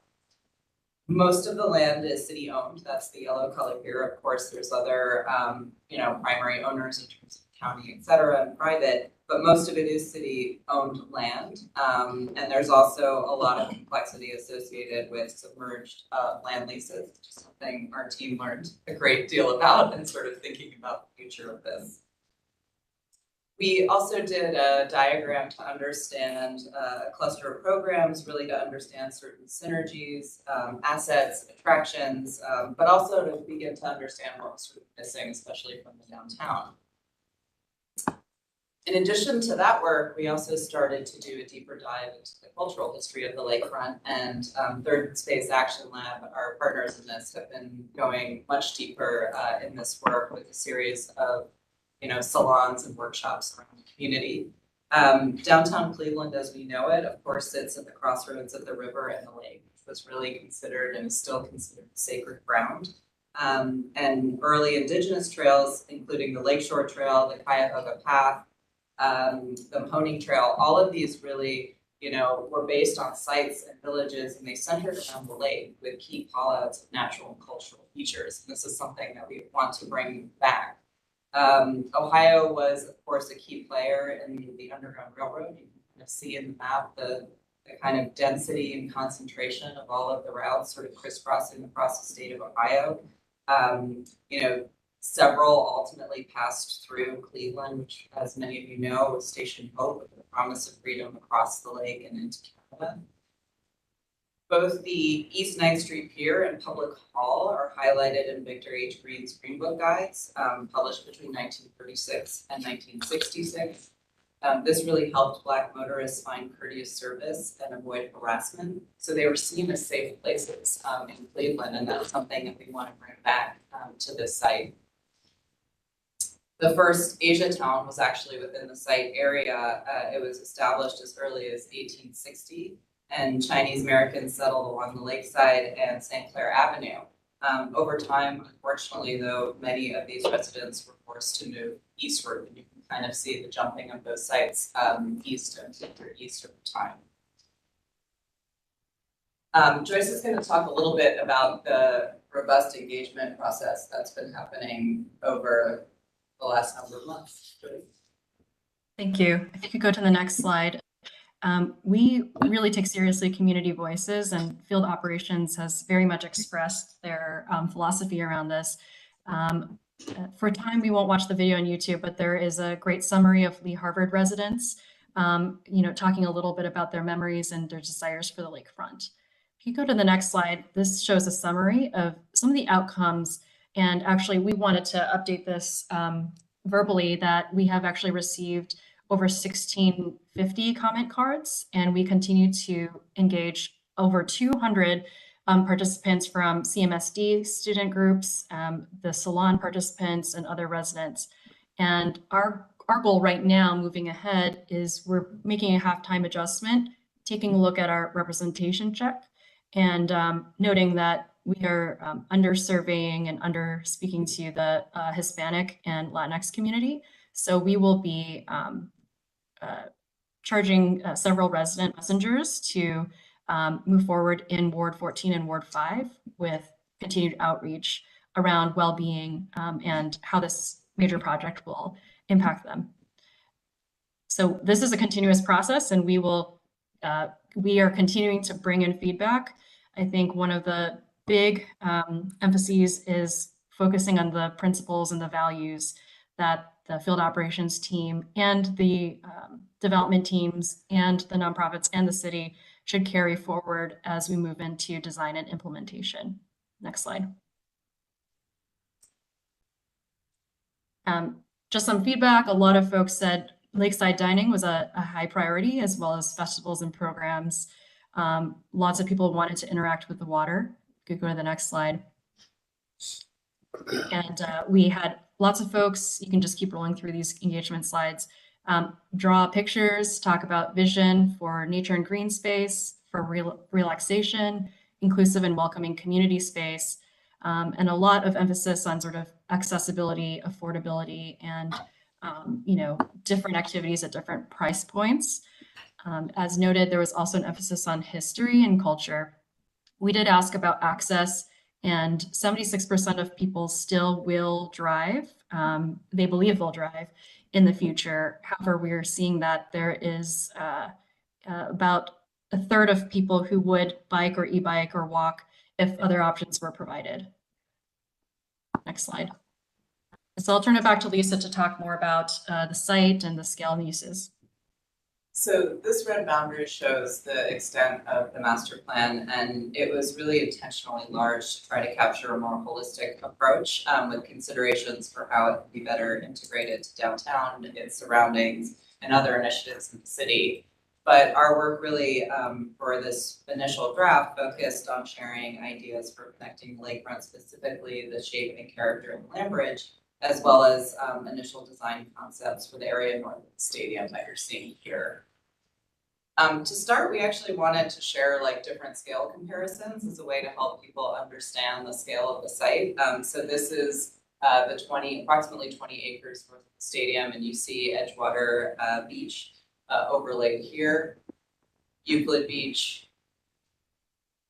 It could actually fit about 3 public squares, and the Solstice Steps. And that was kind of helpful for people to begin to kind of understand the promise of the site as well as its scale.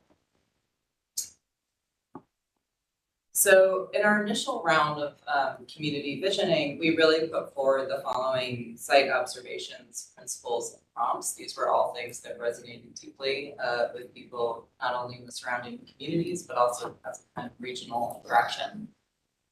And there were a number of design inspirations that really has informed our thinking to date. So the first is really about varying the shoreline and creating a really dynamic and diverse set of experiences along the water's edge. And this is really with not only opportunities to engage and embrace the water, but also support its ecological health. This notion of whole history. So we've been in the process with our collaborators of really exploring, telling, and collecting personal stories and finding ways to integrate them into the design. So these are all stories and quotes from people, communities, residents, et cetera, about their experiences with Lake Erie. Some of those are positive, and some of those, there actually isn't an experience, and that too is a story, and or they have negative ones. The site has really been influenced by various movements over time, and this really helped to shape the design vocabulary, a series of flow lines that have kind of left their mark, referencing and tracing, previous flow lines, as well as beginning to understand new ones. And of course, the downtown lakefront has really been called Cleveland's outdoor living room or Cleveland's porch. And this was a design prompt for us, but in a different way that I think it's been used before. We were kind of thinking of the porch as a way to foster a sense of belonging, provide really intimate experiences, but also showcase kind of individuality and diversity. So these were a series of key approaches, varying the edge, embracing the city and the lake, and also a lakefront for everyone, which really is expressed as this kind of balance of natural urban development and play. And some of the initial concepts for that, you can kind of see these flow lines overlaid over the shape of the site. There are kind of two primary accesses. The one in blue is the curved land bridge that connects down to the lake. The one in orange is what we call the kind of urban promenade or spine, and this reaches back to the city. There are kind of three other pockets. There's the kind of play pocket in pink, the more nature pocket in green, and then the development pocket in purple. This is an initial drawing, axonometric, where you can see sort of everything coming together. There is the land bridge that goes from Mall C all the way down to the lakefront, really culminating in an open sort of air amphitheater and community plaza. The urban promenade that stretches back to the city. This is really flanked with looking at active urban edges. It ends in a fishing pier at the end. The integrated development is really designed to resemble a kind of village-like neighborhood with active ground floors. At the center, there's a scoop, which is the beach. It creates a more naturalized shoreline. There is a large slope lawn that we actually do intend to have sledding on in winter. And then you can sort of see on the eastern side, there's a nature play area with a series of sports courts, cookout grove, and a sun deck. This is just, if you sort of toggle back and forth, the idea is that there can be, given that it's a master plan and it sort of needs to be adaptive to market, et cetera, there is the opportunity to kind of grow the development a little bit and still maintain and retain the values as well as the predominant open space on the lake. Here you kind of see a series of sections, and this is really just to showcase the varied shoreline, but also the idea of kind of having a series of buffers that kind of help during creating shade in the summer and create more insulated windbreaks in winter, but they also allow for different types of activities and uses to be next to each other and have adjacency. They also help to buffer the development sites from the park and the public open spaces to ensure that they don't feel privatized. There were a series of guiding principles. So as Director Wong mentioned, there is the connector, which is about primarily the land bridge and whether or not there'll be a new boulevard or a shoreway. But we as the master plan team did help develop the character and the sort of shape of the land bridge. A couple things that were really important was really that it actually touched down at the lake and that the primary gesture was to the lake and that it was really a dynamic experience. So the land bridge itself is this gentle arc, and the idea is that as you move along it, your sort of vista and panorama is constantly changing. So the city is kind of opening up and unfolding. And as you go down to the bottom, there's a series of gentle ramps with seating steps that orient towards the western sunset view. That allows you to gently come down. And this is a sketch from, you're at the end of the land bridge looking back to the city. So there is this kind of really dynamic relationship and view back to the city as well as the lake. That connection is meant to be strengthened and not singular as just city to lake, but city to lake. This is a blow up of the eastern side of the nature play area, as well as the sports courts, the sun deck, and the cookout grove. And this is really a family oriented kind of use. It relates back to the Great Lakes Science Center and the Rock Hall, kind of building off of their missions and educational programs.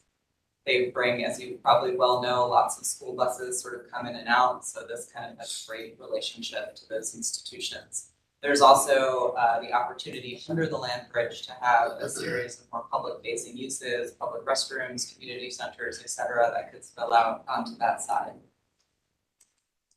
And this was just an initial view of that nature play area looking back to the city. And from the land bridge, you also get this kind of perch perspective from above where you can sort of see the activity down below, which would be really exciting. This is a view looking out towards the lake. That's kind of the quintessential sunset view if you're up at the top of that step, looking back to the community plaza, and just the opportunity for that to have a real transformation in the winter. We've been told that there are no hockey-sized rinks in Cleveland for the winter, so this one could actually accommodate that, which could be really exciting, as well as having different types of winter village, et cetera.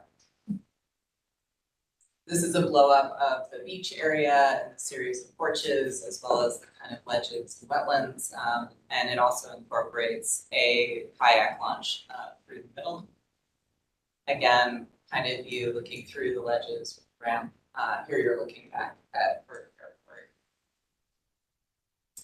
So the porches we think is one of the most unique pieces of the lakefront that we think will be really exciting. And the idea is that there's a series of all of these individual porches that in aggregate become the porches, but each one has their own sort of story, individuality, materials. They're all different. And there's been a real excitement to actually work with artists potentially to actually do these. They would be a very distinguishing characteristic and each one would be different. They could also, some of the stories that we've been gathering, we're sort of thinking maybe they become named or they sort of, these different stories become part of each porches. This is a view from the porch, one of the porches looking out at the others. And again, the idea is that those could have a kind of different mood in the winter. They could become warming huts with, you know, fireplaces, et cetera. And then finally, on the other side, this is a view on the western side, of course, with great vistas towards the working waterfront and the port. We see this as an asset, something to embrace, bring your kids down, sort of see the working waterfront that is so much a part of Cleveland. There's the large sloped lawn, there's the urban promenade and the fishing pier, and then the development that's sort of nestled in the village just beyond the lawn. And this is a view looking back at the city where you can sort of see the connections back along that urban spine to the Rock Hall, to the Great Lakes Science Center, to of course what will be the renovated Brown Stadium. And you know, they have a goal to kind of create a much more public facing set of year-round destinations within the stadium. And then the connection back along West 3rd Street is what you're seeing on the other side next to the port. So that concludes the presentation. Tried to do it quickly. And we're happy to entertain questions. If I may too, Lisa, if I could jump in, this is Director Huang. I wanted to, you know, kind of give the big picture as well about lakefront. And, you know, residents are always surprised when I ask the question about what percentage of the world's fresh water is right here in our backyard. And it's 20%, you know, 20% of the world's fresh water lives in the Great Lakes. And it's a precious resource and a relationship that we want to continue to build. You know, 80% of our lakefront though is private access. And so part of the big picture of this effort is to say, you know, the people in the city, in our region, we really deserve more public access. And so you'll see that represented in this drawing, that field operations has really held a line. The city has really held a line to say, we really want to see, you know, this feel public. So 70% of the land uses shown here really are publicly accessible. And so we wanted to really demonstrate that through this process and to share that with you all today. Thank you.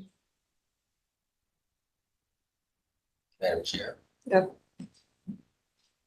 Oh, I haven't thought Alex on. Oh, I was waiting for a prompt. I'm trying to be obedient. No, this is great. You know, I'm a storyteller, so I'm gonna tell you guys a story. Okay. Stories. No, but seriously, I think what we've lost in this country, in my opinion, is this sense of togetherness and where everybody could be access certain things. I'll give you some examples. When I was a teenager, we would take the rapid down from the west side, and there would be a party on the mall. I think it was Mall C or whatever, where the fountains were. I can't remember the name. And you would, you know, we would get, I mean, it was a travel for us. We had to take 2 buses, a rapid, we would come down, people would be hanging out, it'd have vendors, but it was for people. And there used to be the rib cook-off in the Muni lot, in part of the malls. They would have antique cars lined up along the mall. And you could actually enter the rib contest as as an individual. Where I'm going with this is programming is going to be so important, and those relationships with these institutions like the rib cook-off, that forget how they got started. And you shouldn't have to be this big commercial entity to cook ribs. You should be able to show up, pay your $20, you get a space, you bring your grill, and we're forgetting what really brought this community together. And I think as we do this, again, I made the comment earlier, this needs to be a very coordinated approach so that it's just not the lakefront. It's public square, right? It's the pocket parks at the public library. It's everything. It's Irishtown Bend. You should be able to bring people in and keep them here. And so we really need to think about who not so much who owns the property, but who programs it, who permits it, who actually maintains it. And there needs to be a marketing effort where, quite frankly, it's all coordinated. It's not bifurcated, it's not segregated, it's not siloed.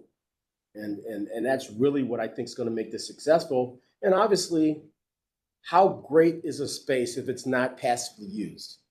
It's not just about programming. And I think I like the concept of rooms and being acknowledging how people might use things differently. So those are my comments. I just think we need to get back to old school, right? And figure out what resonates with folks. Sort of in no particular order, I do say I like the curvature of the land bridge. One of my favorite spots downtown is the little path across the street that goes around the federal building. Because kind of as you're walking, like different buildings come into view, and I think it's sort of underappreciated. I think that I like that this does that, and I also think it kind of solves for the size of just continuing the malls forward and what that does with the Shoreway. Hot take.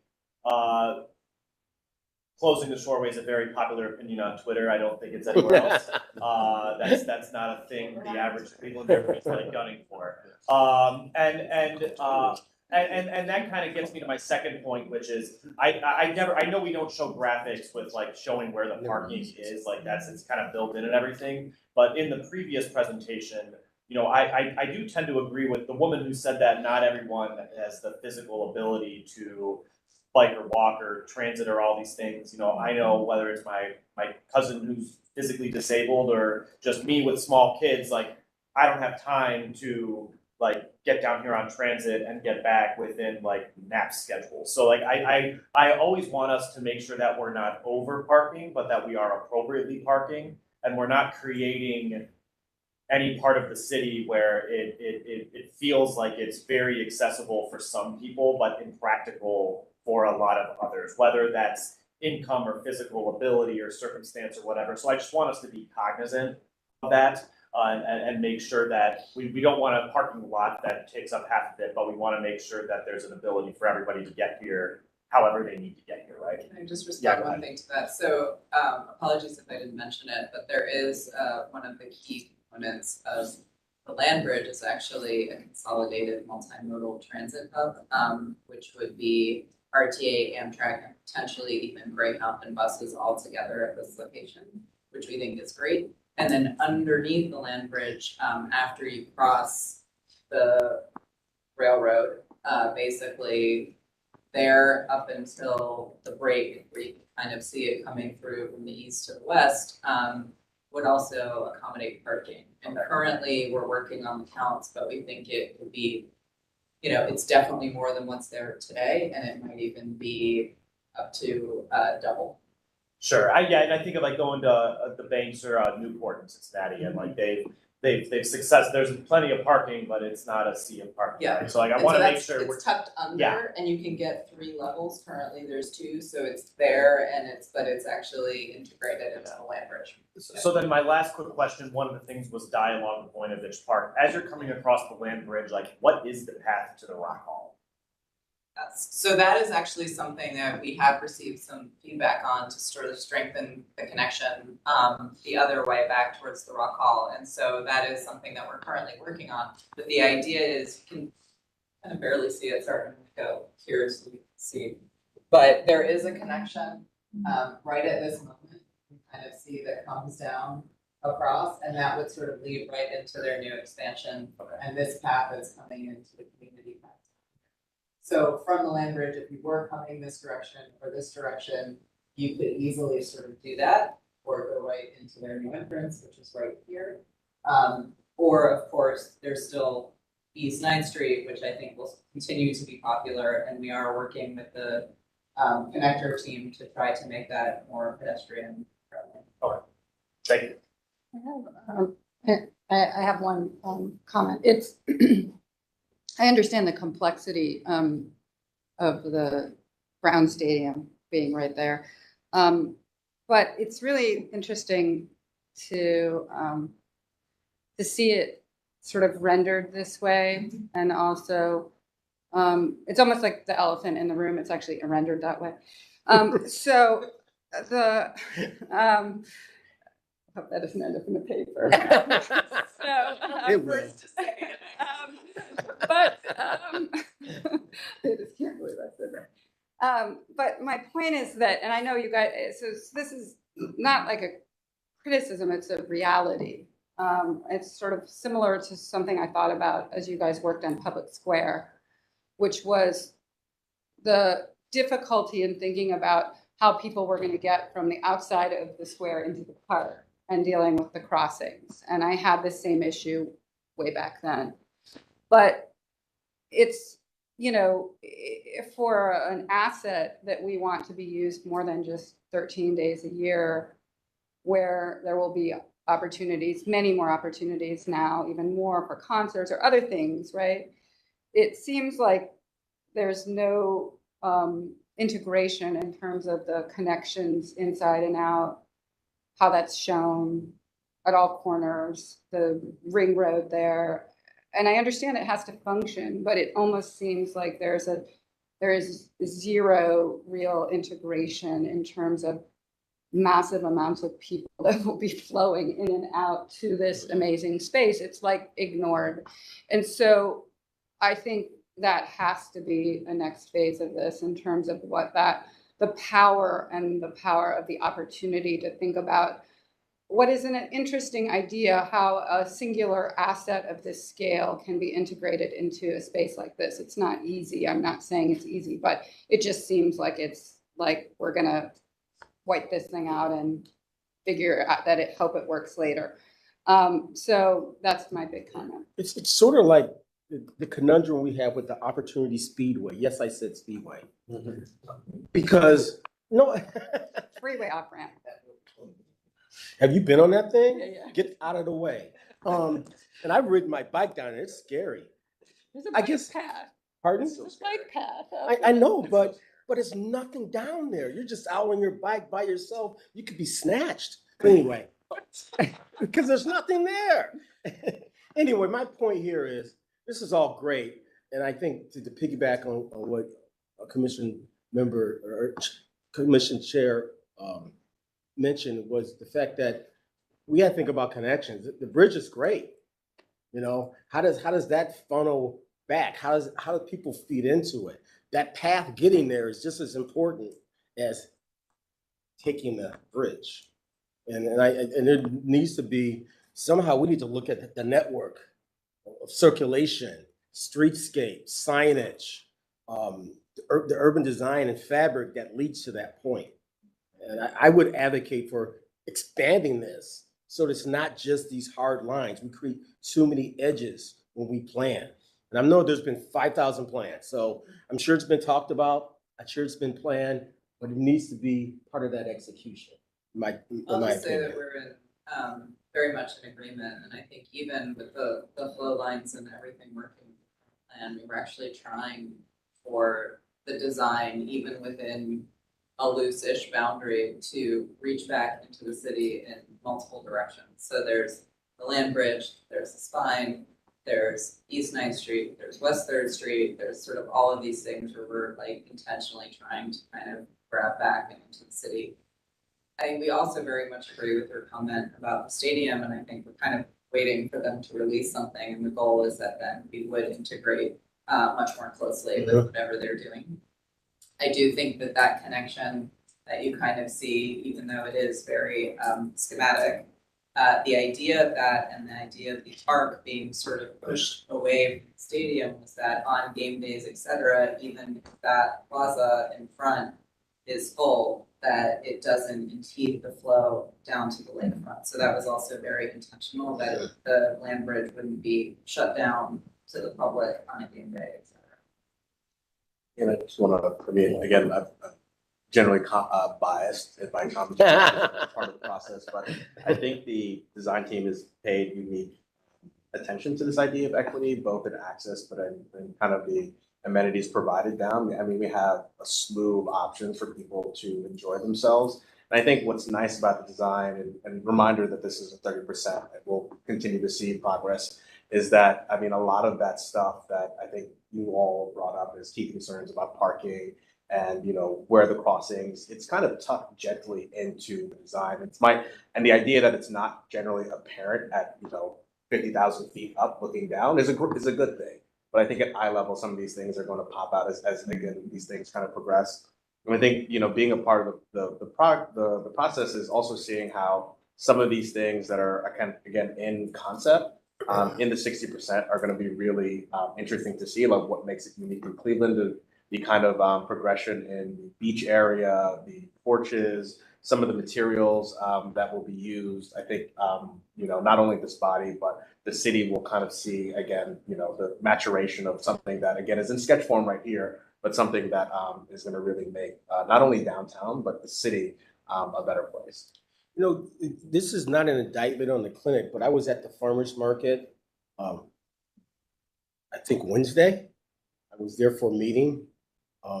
And I walk out into this space and it's wonderful, right? It's a big promenade and people can, you know, what was really sad, no one looked like me. Everyone was white shopping, except for maybe one or two vendors. And my point here is just because it exists doesn't mean people are going to use it. We need to also, and I'm glad Third Space Action Labs included, because we can't do for, we had to do with. And the only way to do that is to include folks in these conversations so that, you know, it's wonderful that you have fresh food, but if no one in the neighborhood uses it, what's the point? So this is sort of the same conversation. Got to be more intentional. And just because it doesn't work the first time doesn't mean you stop. It means that means something's wrong. There's a disconnect. So this is like, to me, a continuum. It doesn't stop once you plan a thing. That's when it begins. Yeah, I mean, the really, I think, powerful thing for me, working with Third Space is that, you know, they've been doing all of these really exciting intergenerational lunches and all of these things, bringing people in, getting their input on the design. And then we've now seen some of those people come to the meetings and they're saying, I know about this is what I like, and they're becoming advocates for the design and spreading the word. And I think there has been a very strong and intentional strategy with the engagement to not only have the kind of the big public meetings, but going into grocery stores, going into like all of those, you know, places where people are in, you know, a variety of communities across, and trying to get input. So that reach can always do more, can always do better. And I think we're constantly pushing ourselves and our team to do that. But it has been really extensive. Okay, well, I think we're gonna move on. Is there any last comments, just because it's 11 o'clock? Okay.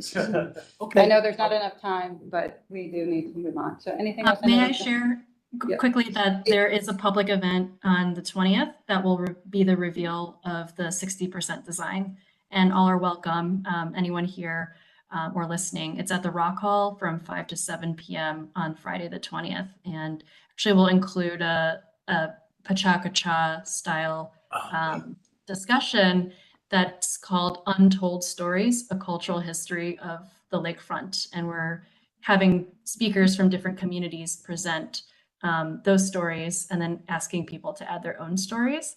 And Lisa will then present the next phase of designs. So thanks, that's all. Thank you, thank you. Anything else? Eric, anything? Okay, so thank you. We're not taking any motion. We'll see you again, hopefully multiple times. So thank you. We're going backwards to old business, Downtown Flats Design Review, DF 2023-045. This is the Police Department HQ building. So yes, this to the chair. This is the director. Yes. Yeah, we looked at our motion form and realized that we listened to the recording and we realized that we needed to be a little bit more precise about the motion made. So Commission Member Sargent made a motion for schematic design approval for the Category 4 building and conceptual approval for the plaza space. And the request here is to see if the schematic design approval motion should include the parking structure as well. Yeah. So my request through the chair is to Commission Member Sargent to see if he'd be willing to amend motion. So we'll have to remember who was at the meeting. So I think the only folks who should vote should have been there, but go ahead. Jake, amend your motion. I motion to amend the previous motion. I would prefer we don't amend anything. This is a new agenda item. I think we should just go with the new motion. All we need is just schematic design approval. Okay. I motion to approve schematic design for the parking structure. Second. Hold on, can I please interject? We need the parking structure and the Category 4 building. May I ask, I just time out for a minute. I don't understand the procedural. It's a project. Why is it, I mean, to me, it's all on one piece of property. We approved the project, so I don't understand why we're being and it's coming nitpicky. back. Because if it comes back, we have to do the same thing again, which makes it even more complicated because you're asking us to approve each part of the project individually. It still has to come back. I think it was because So- they were doing an expedited purchase order on materials. I think it was the windows. Which is why they asked for the kind of conditional approval. All right, well, I'll leave it to folks who know more than I. I just wanted to point out. So Last time that parking structure was not included as part of the agenda item itself. It was schematic plan for the site, but we split off. got it. Okay, let's just do it. We got to move on. So, I think we had the second. okay, we have a motion and a second. I'll go ahead and call the roll. Anthony, Yes. Blucher, Yes. Kirby, Yes. Ray Scott, Yes. Sargent, Yes. Slide. Yes. Motion carries. I'm kind of with you. Now we have to do I this. know. The next one is Near West Design Review, NW 2023-012. This is the Columbus Road Townhomes seeking final approval. Paul and anyone else, you both are speaking. Do you swear to tell the truth, the whole truth, and nothing but the truth as you shall answer to the penalty of perjury? I do, Paul Began. Okay. There, we'll get to this. There is some public comment that we received, but we'll have you present first. I really leave it to Paul to kind of take us from where we were at last meeting on the planning commission and then today, as far as the design changes. And then we'll just proceed from there. Yes, thank you, Madam Chair. The project is for 6 townhomes on Duck Island, off of Columbus Road. We did appear before the planning commission last time. We have received approval for all the different kinds of stuff at Near West Design Review. Last time we were here, the discussion was mostly about the unit that is facing Columbus Road. Previously, we had a front stoop and a landscape bed, and the request was to extend that stoop to make it more of a porch, preferably covered, to extend across the face of that to provide a better presentation to Columbus Road. So we worked through some design options for that. And that's what we'd like to present to you today. And that's what's different from the last time we had shown. We can go to the next one. Thanks. Some site context for those who are not familiar with Columbus Road. Hopefully everybody's been to Forge City Brewing. A great asset to the neighborhood, which is right next door.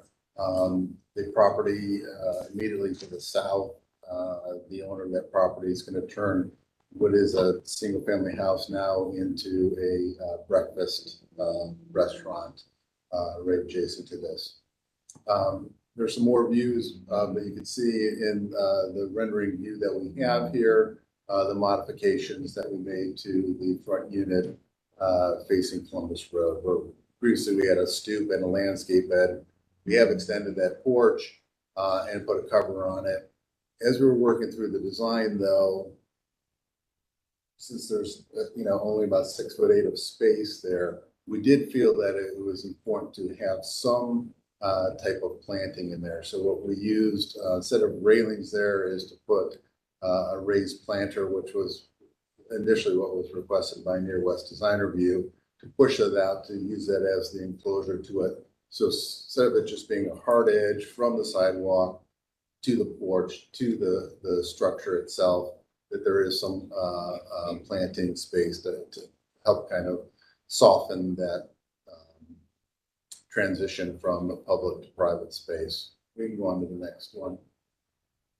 So these renderings here, we took out there are 2 trees that are going to be on the tree lawn there. We did take those out just so you could see the architecture in these particular views. Wanted to show a couple different perspectives since the discussion again last time was mostly about modifying the front of the structure along Columbus Road. Some context photos of some of the other projects in the immediate vicinity of similar type design. We can go on to the next one. If you want to see the floor plan where we're talking about, we made the design changes on the lower left-hand corner right here. Again, previously we had a stoop from the front door coming down. We extended that across the front of there and maintained the planter that was requested from Near West at the front of the building. We go to the next one. We just second and upper floor plans. We move on. Thank you. Elevations here again. We have made modifications since last time, except for mostly on that Columbus Road elevation there. We've extended the front porch along the front of the structure. We can go to the next one. Again, here's some more renderings of that project. Again, we have a couple of them where we took the trees out kind of purposely so you can see the full architecture of the porch extension across the face of the structure. We did materials, and I think we presented these last time, were the same that were approved by Near West. We did have zoning review completed. Actually surprised Mr. Riccardi did the zoning review himself for this project, and there are no variances required for this project whatsoever. So full conformance with the current zoning code. Received word this morning from our planner for this project that we decided to go ahead and take a look at the new townhouse code, and I haven't received any communication other than this morning verbally told that actually this project is in conformance with the new townhouse code as well. So either with the old or the new townhouse code, no variances are required. Is there a staff report or anything, or should we just go ahead and deliberate? Hi, Brittany Pima, Northside Street Planner for this area. Yes, they did come to a design review and was approved the final approval. They were both on last time at CPC to go back to the community, which they did. They just went this week. They talked with the CDC as well as the Duck Island Black Club. They've been in constant communication with the residents as well as the CDC. It was also mentioned that it was postponed to be shown on this Friday, that was mentioned. They did do some design changes that was asked for. And I brought in Matt Moss, who was at the first meeting for this project, and he looked it over as well. And as Paul mentioned, we did send it in for review for the new townhouse code as well as the existing code, and it does not have any non-conforming issues. Thank you. Commission members? Madam Chair, I'm not an arborist or a landscape architect. I'm gonna defer this to my colleague, but I don't think design review or personally myself, I'm not gonna speak for anyone on the dais, able to identify whether a tree should be saved or not. It comes down to protection within the drip line or outside the drip line. I mean, there could be some grade changes and things that happen that quite could result in that tree dying, not tomorrow, not in a year, but maybe 3 or 4 years. So I'd rather have someone who has to the applicant, who understands the project, who understands, landscaping and tree protection. Yeah. Render that decision and not this board. I was gonna say before the applicant responds, that was presented the last time that they were here, per the arborist report. Many of the trees that were in contention were in poor condition. There's already an existing wall there. To my, I'm not an arborist, but to my knowledge, the drip line, number one, doesn't exceed the area where the new construction is happening, but it's also unlikely that the tree would then go underneath the foundation of that existing wall and then make its way to the opposite side. And again, I think based on the conversation last time, I do think it's not necessarily in the applicant's purview to then protect the trees on the opposite, like on someone else's property.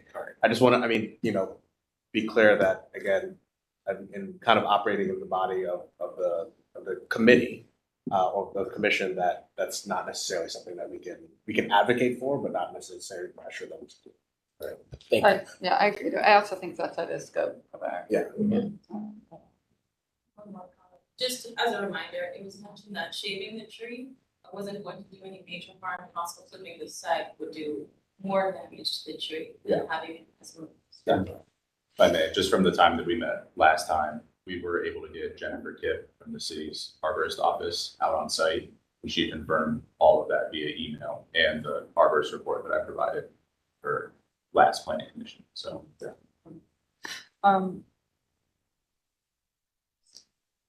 I motion to approve. Second. Erica's got the second. Can we call the roll? Hampton. Unbelievable. Yes. Luker. Yes. Curry. Yes. McCray Scott. No. Sargent. Yes. Swett. Yes. Motion carries. All right, next item is the Good luck. Far West Design Review. Bank of America, new construction seeking conceptual approval. This is 2023-013. This is at 3029 West 117th Street. I think there's 4 that are all. They're all tied together? No, there's just one, or the demolition. The ones on 160. Or these might be demolition. So let's hear the project. We'll have to take separate motions anyway. So is it Bridie? Hi, yes, it's Bridie Matheny. Bridie. Do you Yes. swear to tell the truth, the whole truth, and nothing but the truth as you shall answer to the penalty of perjury? We know there are some demolitions that go with this. Basically present the project, identify the demolitions, and then we'll take all the motions together at the end. Sure. Thank you very, very much. There are 2 others that are here from our team, Scott Monaco and Reese Moore, and I don't know if they need to be sworn in as well. Yes, they should just say aye too. Can I hear an aye? Aye. There you go. Aye. Perfect. Okay, go ahead. Thank you. So you have before you, I think, our presentation that was submitted to the Design Review Committee and recommended for approval for conceptual approval on September 20th. So this is the proposed project is, a new construction of a financial center building. It's a proposed Bank of America. It's on less than an acre. It formerly constituted 10 parcels. It has been consolidated into one parcel. There are 3 separate zoning districts. One is general retail business district, the other is local retail business district, and the final is 2-family residential district. This is on the corner of the northeast corner, excuse me, of West 117th Street, Western Avenue. And then it also, I guess if you would call it maybe the eastern side of this project is also off of West 116th Street, which is a residential area. I know you have the plans in front of you. I don't know which part you would prefer to go to. I was thinking perhaps maybe the site plan, just to kind of see. We're proposing a 1-story, 4,253 square foot building for the Bank of America. This has been revised twice, actually, with respect to going before the design review committee, and significantly, I guess, changed. And it's very similar to a project that was at the corner of East 79th Street and Carnegie Avenue, also a Bank of America building, and it was mimicked after that design. You had asked for the demolition of the buildings that we are proposing. There are 3 structures. One is I guess a commercial structure that is nearer to the corner of West 117th and Western Avenue. And then the other 2 structures are actually 2 residences closer to I guess it would be on the southeast portion of the property. And those are the 3 structures that we are seeking to demolish, so that we have then, if you will, flat, land for construction.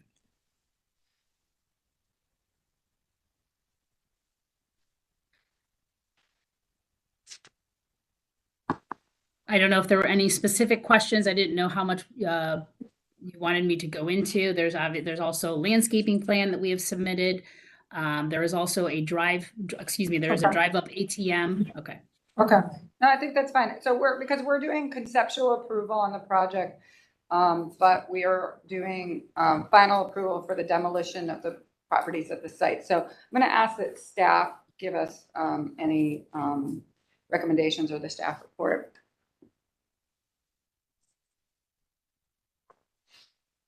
Joy, Director Wong, is there anyone to speak to this from the staff?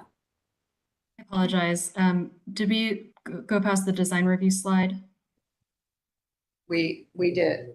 Okay, yes. So this was approved with conditions, and there was no further comment really beyond the recommendation that the lighting plan be required for final review. Okay. Yeah. Okay. So commission members, let's start with the first one, which is conceptual approval. I assume if there's conceptual approval, then we'll go to the demolition. Okay. Madam Chair, I move to approve the bank conceptually as presented with the condition they further look at the lighting plan and consideration of deciduous trees along the southern border. I second. We have a motion and a second. Call the roll. Anthony, Yes. Fluker, Yes. Curry, Yes. Ray Scott, Yes. Sargent, Yes. Slight. Yes. Motion carries. A 2023-014, this is the proposed demolition of a 1-story commercial building seeking final approval. This is at 3029 West 117th Street. Yes, and we submitted a demolition plan. I'm not sure if that is provided to the commission. We submitted it to to Adam Davenport, who was, I think, was the chair of the FAR. Okay, you have it. Thank you. I move to approve demolition. The motion, Second. call the roll. Anthony, Yes. Fluker, Yes. Curry, Yes. Ray Scott, Yes. Slight. Yes. Sorry, Sargent. Slight. The next one, here's a picture of it. It's the proposed demolition of a 2.5-story, 2-family residential building. This is at 3028 West 117th Street. Yep. Was there a comment? No, that's this woman who's speaking. She says presented. Oh, go ahead. Is there a motion? So moved. Second. Motion and a second, call the roll. Anthony, Yes. Fluker, Yes. Curry, Yes. Craig Scott, Yes. Sargent, Yes. Yes. Motion carries. The last, Oh, are we in the last? one? yeah, there's one more. Okay, I thought it was question. Go ahead. Okay. The last one is 2023-016. This is a proposed demolition of a 2.5-story, two-family structure at 3034 West 116th. Do you have a question on this one? Yeah. No, I'll. After. I'll move approval of the demolition and chair just for all three of these, just stating that the reasoning is that it's necessary to approve the project. Yeah. Second. Motion and a second, call the roll. Anthony, Yes. Fluker, Yes. Curry, Yeah. Craig Scott. Yes. Sargent, Yes. Swett. Yes. Motion carries. So we'll see the project back again for final approval, for design review, when you're ready. Thank you. Great, thank you very much. Just a quick question for Director Wong. So when an applicant brings forth a project that requires demolition, are members of your team involved in determining if it's appropriate for that property to be demoed? And or like, where does, I guess, responsibility fall? Is it with the applicant or is it with the city? Typically, to your question, the applicant is supposed to provide the interior photos and the conditions of the property to the staff. And, you know, it is weighed with the future use of those sites. Thank you. Yeah. As we transition, I'll just, as a general comment, there's a lot of good work happening on the Lee Road corridor of like how to kind of rethink that. I'd love for that, like a secondary project in that vein, really be West 117th Street. It's very car heavy. It's a very, very densely populated part of the city, and I'd love to really kind of lean in on that. Sometimes I worry that area gets kind of lost in just kind of like the Midwest side. But there's a lot of good planning work that can happen along that corridor in partnership with Lakewood and then further south too, so. That's what it is. Okay, we have a lot of mandatory referrals to get through, and we're gonna have handouts for them, just so you know. So let's go to the first one, which is ordinance number 10152023. This is authorizing the mayor and commissioners purchases and supplies to sell certain property no longer needed on Longview Avenue to the Famicos Foundation.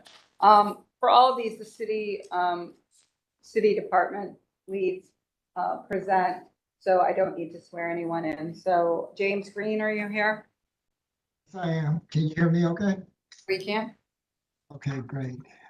This ordinance is about one parcel to sell for a single family home, but it's actually involved in a larger project, the Henrietta Homes project. And I know the Planning Commission has heard the Henrietta Homes project. I'm sorry? Can you hear me? Yes. No, go ahead, Mr. Green, sorry. Mr. Fluker is gonna recuse himself from this one, but go ahead. Thanks, Lou. Okay, so I know the Planning Commission has heard the Henrietta Homes project previously, so I'm not going to spend time on that. But I am joined by Carolyn Dawson of the Famicos Foundation, who can respond to any questions or statements around the project itself.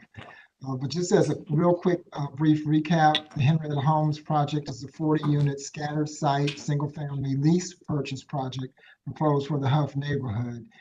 It will concentrate new home construction between East 65th to the east, to the west, East 71st to the east, Wade Park to the north, and Lexington Avenue to the south. At the end of a 15-year compliance period, families will have the opportunity to, in year 16 to purchase their homes. And as far as home designs, mine is 4 accessible ranch homes. All homes will be 2-story, 3-bedroom homes with 2 baths and a detached garage. You have a packet in front of you. It's about 6 pages there. The first page of that packet illustrates where the 40 homes will be constructed in that geography. They're scattered throughout, it's scattered site development. And the second page of that packet then has a shaded in area showing where the Longview homes will be built. And then when you go to the third page there, it's laying out how the streetscape is currently and where those vacant lots are. So the land bank is actually selling the bulk of these parcels.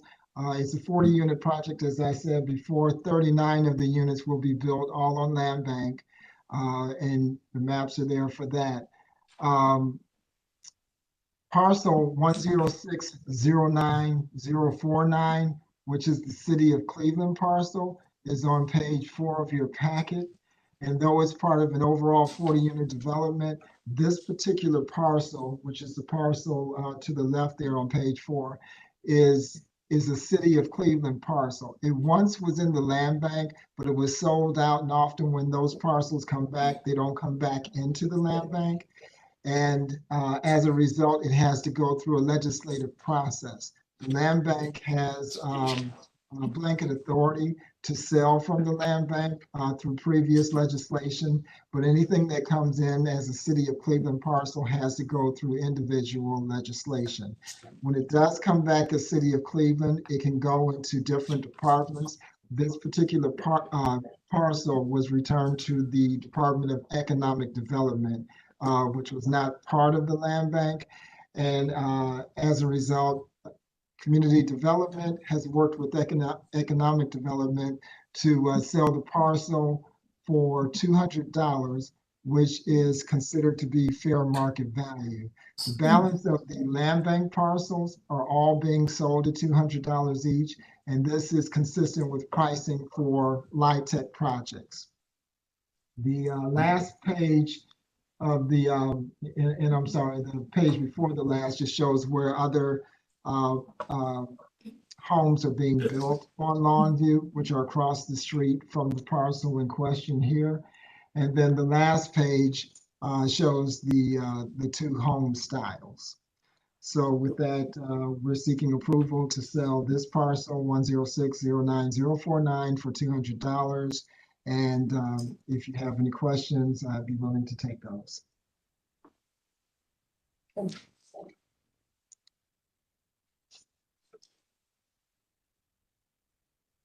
Questions, comments, anyone? How many of these homes have been built so far? None have been built. They are going through a closing process now. And I see also Khalid Hawthorne from Miko's Foundation is on. Khalid, I don't know if you have anything to add to that. We are actually 30 days away from construction closing so that we can start this project. We currently have 39 lots coming from the land bank, and there's just this one anomaly from the City of Cleveland owning the last parcel to conclude with 40 lots going into our project. So they will start construction right away? Yes, we have to. We're approaching the winter months and we're at a critical juncture with this project. Okay, thank you very much. Commission member? I'll move approval of ordinance 1015-2023. Second. Motion and a second. Call the roll. Anthony, Yes. Curry, Yes. Craig Scott, Yes. Sargent, Yes. Slide. Yes. Motion carries. Can someone get Mr. Fluker? The next one is ordinance number 1029-2023. This is authorizing the mayor and the Commissioner of Purchase and Suppliers to acquire and reconvey properties at Erie View Holdings at 1301 East 9th Street and 100 Erie View. This is for tax increment financing for the Erie View Tower, Galleria, and parking. Good morning, Commission members. My name is Robin Brown. I'm the project manager with the Department of Economic Development. And a couple of months ago, the members heard this project. So you have a packet in front of you that gives an overview of the project. So this ordinance will allow the city of Cleveland to enter into chain of title for the purpose of a 30-year non-school TIF with Erie View Holdings to assist with the revitalization of Erie View Tower and the Galleria. That's located at 1301 East 9th Street. As you all know, the tower is a largely vacant skyscraper. It's approximately 80% vacant, which is going to be converted into hotel, residential, and office, which is consistent with the downtown plan. And the Galleria will also be redeveloped into dining and entertainment space. The total project cost is approximately $217 million, and over a 5-year period, there will be approximately 1,600 jobs created and retained. On the Zoom call, I have Rich Morehouse with KJK Law Firm. If you have any questions. Any questions or comments, Commissioner? Motion? I move to approve ordinance number 1029/2023, authorizing the mayor and the commissioner purchase supplies to acquire and recover properties recently owned by Erie View Holdings LLC. A second. And a second, call the roll. Anthony, Yes. Luther, Yes. Kirby, Yes. Craig Scott, Yes. Yes. West. Yes. Motion carries. Ordinance 10802023. This is authorizing the Director of Capital Projects to enter into one or more agreements with the City of Lakewood regarding public improvements and resurfacing of Lakewood Heights Boulevard and other things. Do we have Rob? Are you? Yep, my name's Rob Chappelle. I'm from the Mayor's Office of Capital Projects, and I have a handout for everybody. Can leave for my, that's fire. This is like old school. Because there was. I know, yeah, There was remember a this? glitch. This, This is like late pre-COVID. things, right? There was a glitch in the system. Yes, sir. Thank you. All right, so the next 6 are all road/bridge projects with Mayor's Office of Capital Projects. So first one, I believe, is Lakewood Heights Boulevard. This is a City of Lakewood sponsored project. So they approached us 6 months or so ago and asked us if we were willing to participate in the project. They're doing the design, construction, and we're just going to enter into agreement for our share of the construction costs, which is about half of the project. So it includes full depth concrete pavement replacement. Curb ramps will be removed and replaced. Sidewalks, driveways will be repaired if needed. And this project is planned for next construction season, 2024. So construction May through October. Not familiar with this little curved boulevard, but oh well. I am. You Oh, are. yeah. Oh, yeah. What? I'm there like every week at La Really? Paz. Yeah. Highway. It's the dividing line of Cleveland and Lakewood, and then it kind of goes up over the railroad and does like a big loop. Yeah. So I don't need to ask if bikes can handle it. Oh. There's no way. Yeah. Okay. Yeah. I won't ask. I would say there's not really anywhere to go. Like I don't ride my bike on Rio Road. That sounds like very many of it. So. All right. We have a motion. Motion. I'll move approval of 1080/2023. Second. Motion and a second. Call the roll. Anthony, Yes. Luther, Yes. Kirby, Yes. Craig Scott, Yes. Sargent, Yes. Yes. And thank you for the complete packet. The next one is, your next one in our packet is ordinance number 10812023. This is authorizing the Director of Capital Projects to enter into agreements with CMHA regarding public improvements as part of the Woodhill Choice Estate Project. Note that August is recusing himself. Go ahead. Okay.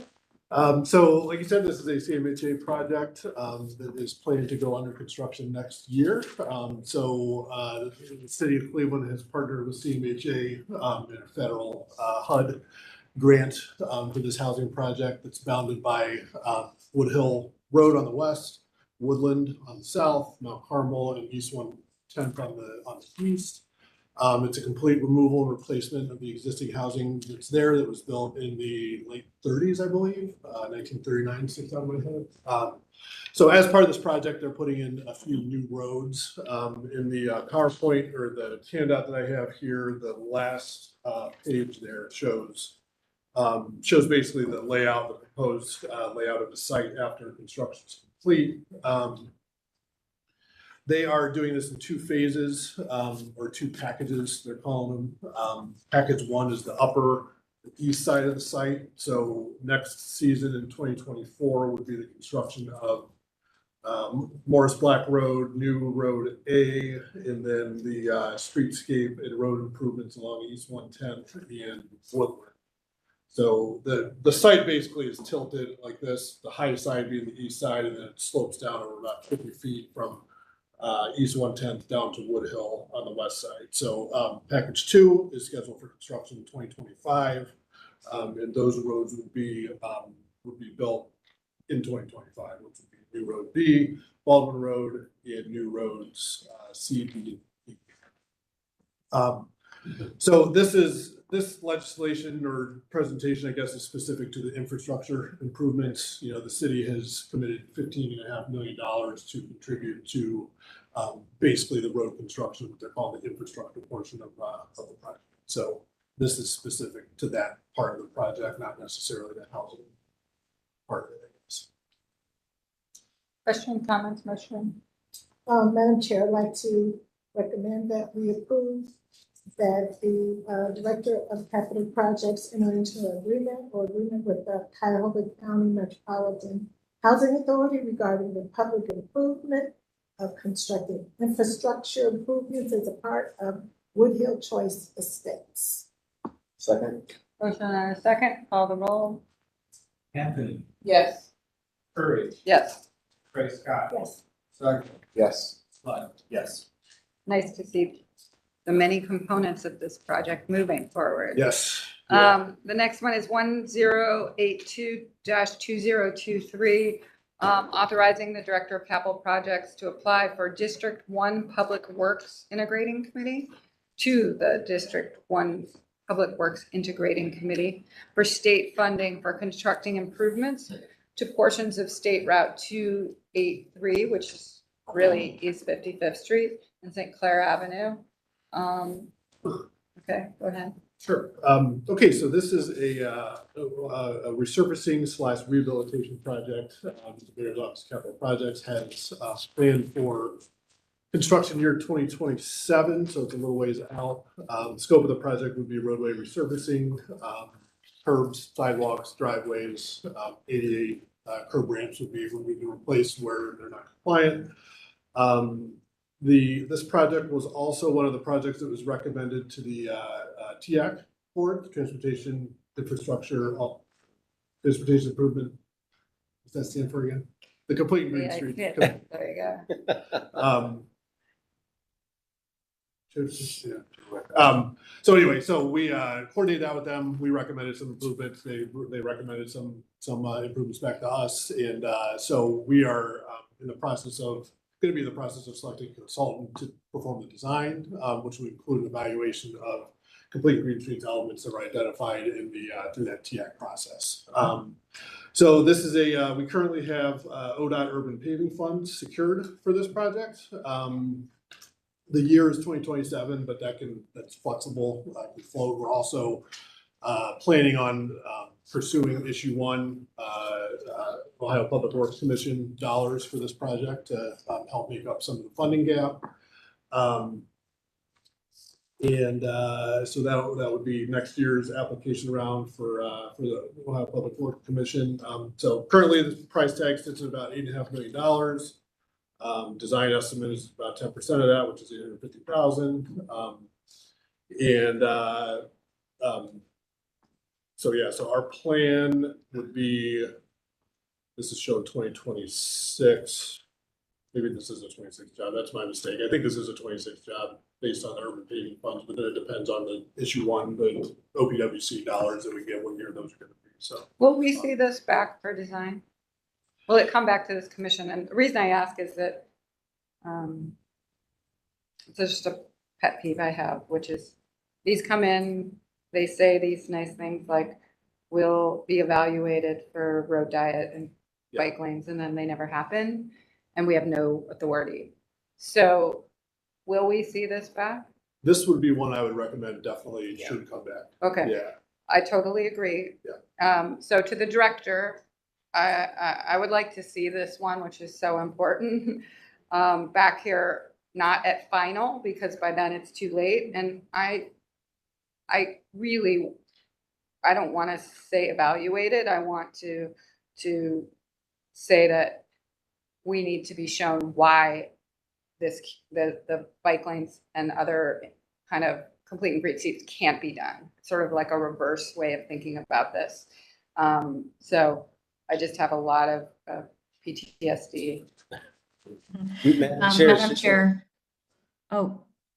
Go ahead, Director Ron. If I may, actually part of the Complete and Green Streets ordinance does require that the city report on the exceptions, just as you stated, why we are not able to integrate certain elements. And my question to Rob Chappelle is a 30% design appropriate to come before the commission? Yes, review? I would say Okay. so. Yeah, even either the 30% design or maybe even before that. Conceptual. The way, Conceptual, yeah, I mean, okay. the way we got the design the way that we're gonna set up the design contract is for the engineer to basically perform what we would consider preliminary engineering on the project, where they would assess various alternatives, which would include the elements proposed by the TX. So separate bike lanes, road diet, stormwater facilities, that kind of stuff. So after they've done that preliminary engineering, that would be the time, I think, where we would come to the planning commission, talk to the stakeholders, and allow that process to then filter in or figure in on the selection of the preferred alternate. Good, I would strongly suggest that, because by the time you get to 30%, there's an estimate done. And then decisions already get made prior to even presenting, because that informs everyone where we think we're going, but I agree with that. And if you look at the route of this, as it goes up towards the lake, it is probably one of the best connections to get you close to Gordon Park and to Cheers. Mhm. So it absolutely needs to be thought of that way.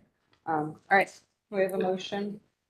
I move to approve ordinance number 1082, 2023, authorizing the Director of Capital Projects to apply for District 1 Public Works Integrating Committee for state funding for construction improvements to portions of State Route 283 and St. Clair. Second. Motion and a second. I would just like to strenuously have in the minutes all my comments. That's a joke. Take the roll. She'll be back. That was a joke. Call the roll. Anthony, Yes. Butcher, Yes. Curry, Yes. Craig Scott. Yes. Sargent, Yes. yes. Motion carries. Ordinance number 1085, 2023. This is giving consent to the city of Cleveland to the county of Cuyahoga for resurfacing West 140th Street from Puritas to Lakewood Heights Boulevard. It's also authorizing the Director of Capital Projects to enter into agreements and apply for allocation from the county motor vehicle license tax funds to accept and apply for any gifts and grants. Rob. Okay, this is another resurfacing rehabilitation project for MoCap. This is one that the county is sponsoring, so it's been on our capital plan for a while now, and the county has graciously agreed to perform the design and the construction for us. So the project limits are from Puritas up to Lakewood Heights Boulevard. The construction estimate is about $7.5 million. They currently have federal funds allocated for fiscal year 27, so they theoretically could start in July of 2026. So that's why I had to start construction on here. So design's a little bit farther out, but the county's looking to get an agreement set up with us right now so that they can start design. So that's the first step, and I guess I'll stop there and then I can take questions. Councilman, you probably know this more. Street Mart is a pretty big stretch.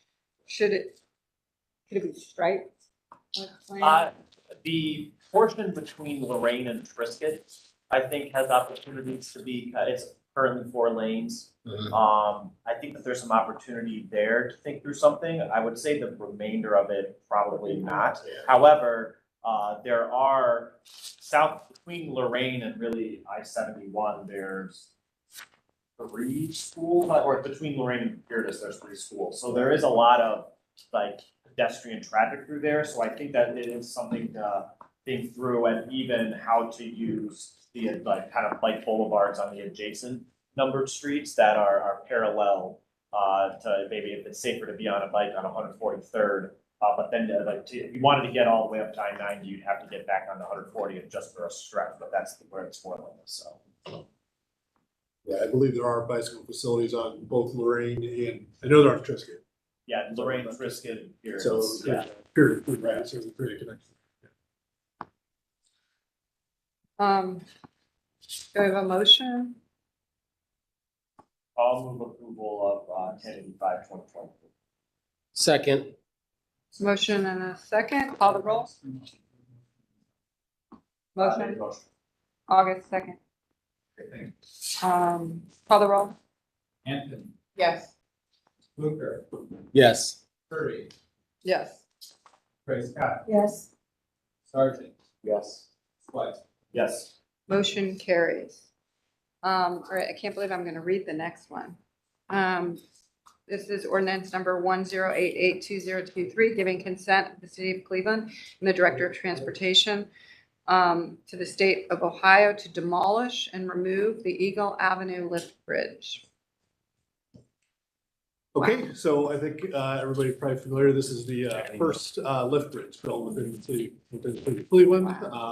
We are down at the corner of Carter and Scranton Roads and Flats for the west end of the bridge, and it connects across the river to Stone's Levee on the east end.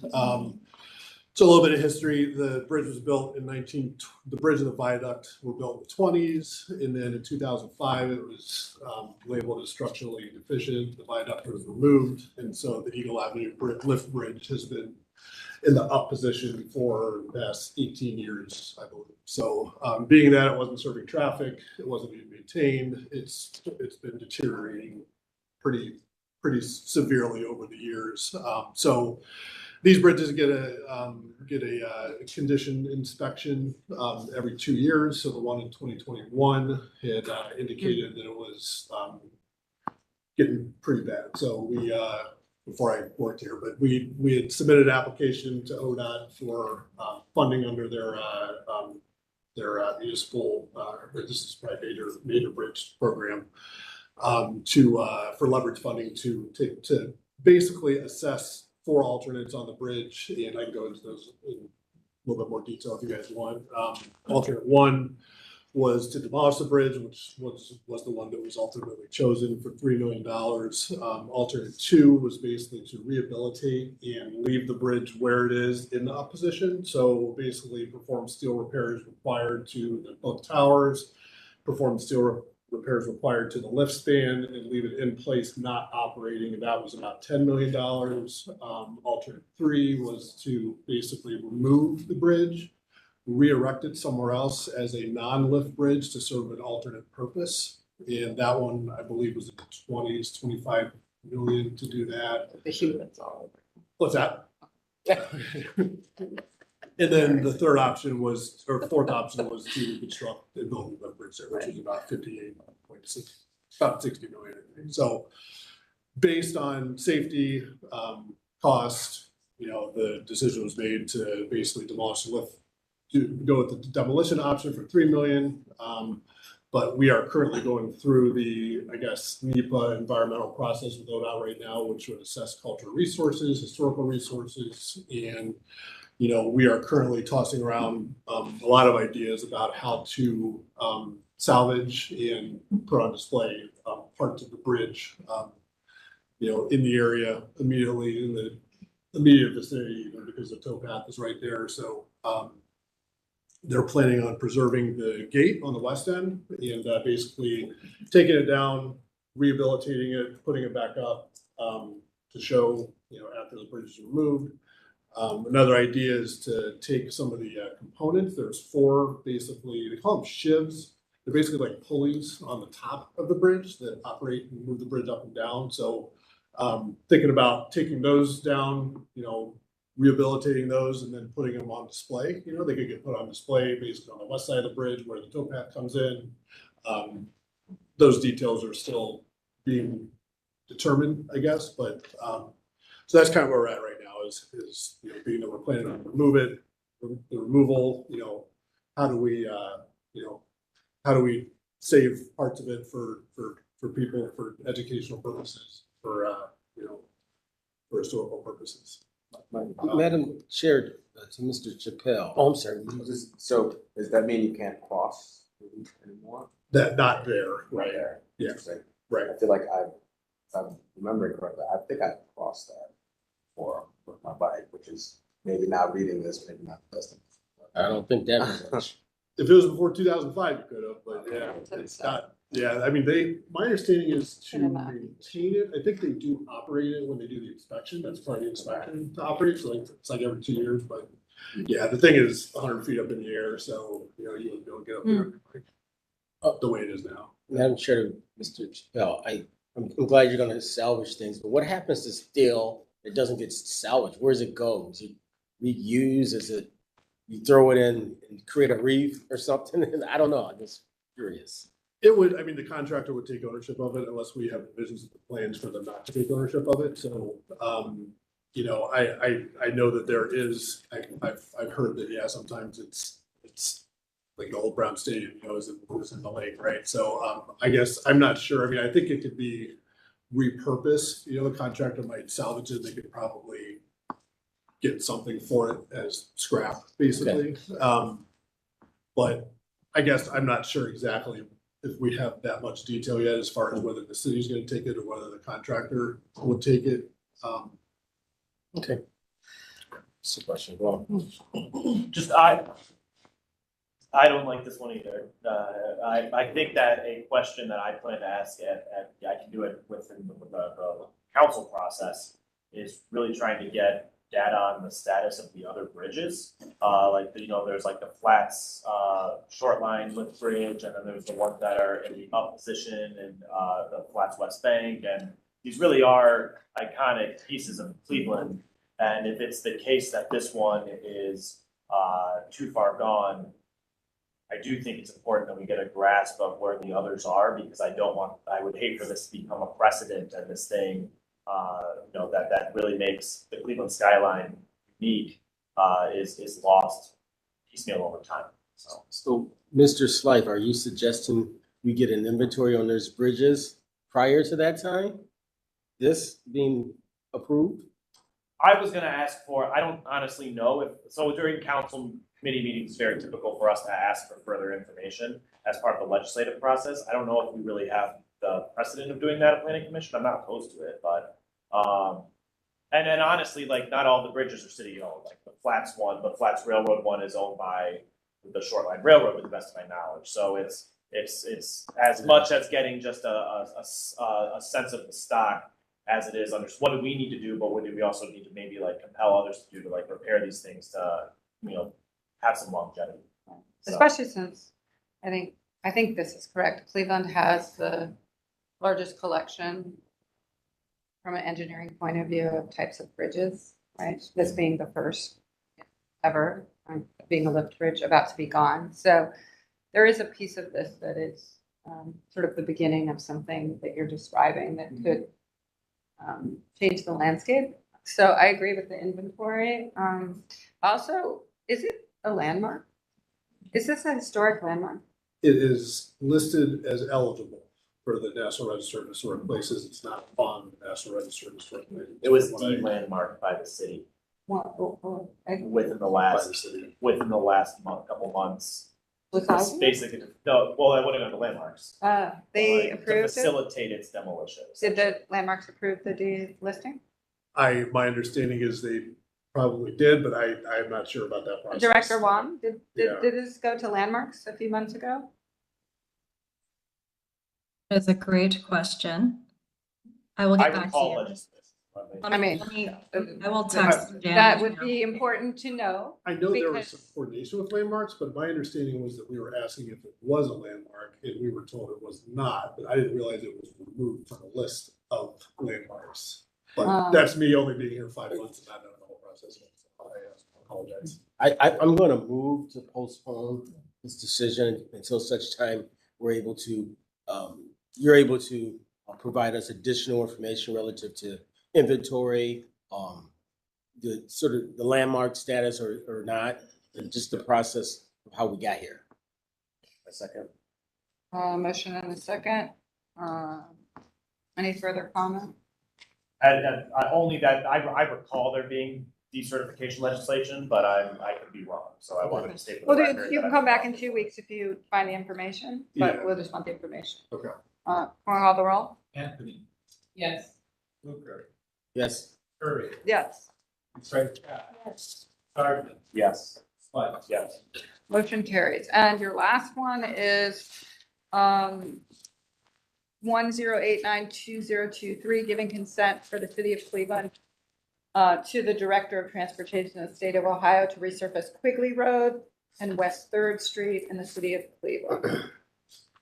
Okay, this is a resurfacing project that's going to be constructed by ODOT. It's a federally funded project that the city has designed and or the city is finalizing the design, and ODOT is planning to do the construction next season.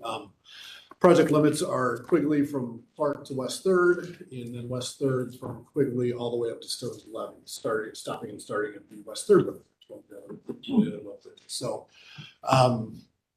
scope of the project is basic resurfacing, so it's a mill and fill with they might do some spot curb repair and sidewalks, but generally the goal of the project is to improve the pavement condition and replace the curb ramps. So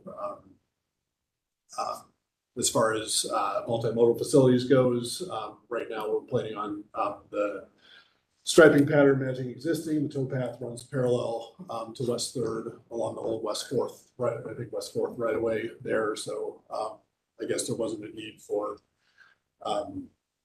separate bike lanes along this road. Yeah, that's it. We got the location up there. I would only say that if you're in Tremont and you want to get downtown, being able to take West Third and come up, there's a bike path along Commercial, like I do think there is value in trying to figure out if there's bike facilities, maybe not for the entirety of the stretch, but certainly over that lift bridge and onto Canal. I actually agree. Is that a motion? That is a motion to approve, and I guess coming back with information on bike facilities. Motion, Second. call the roll.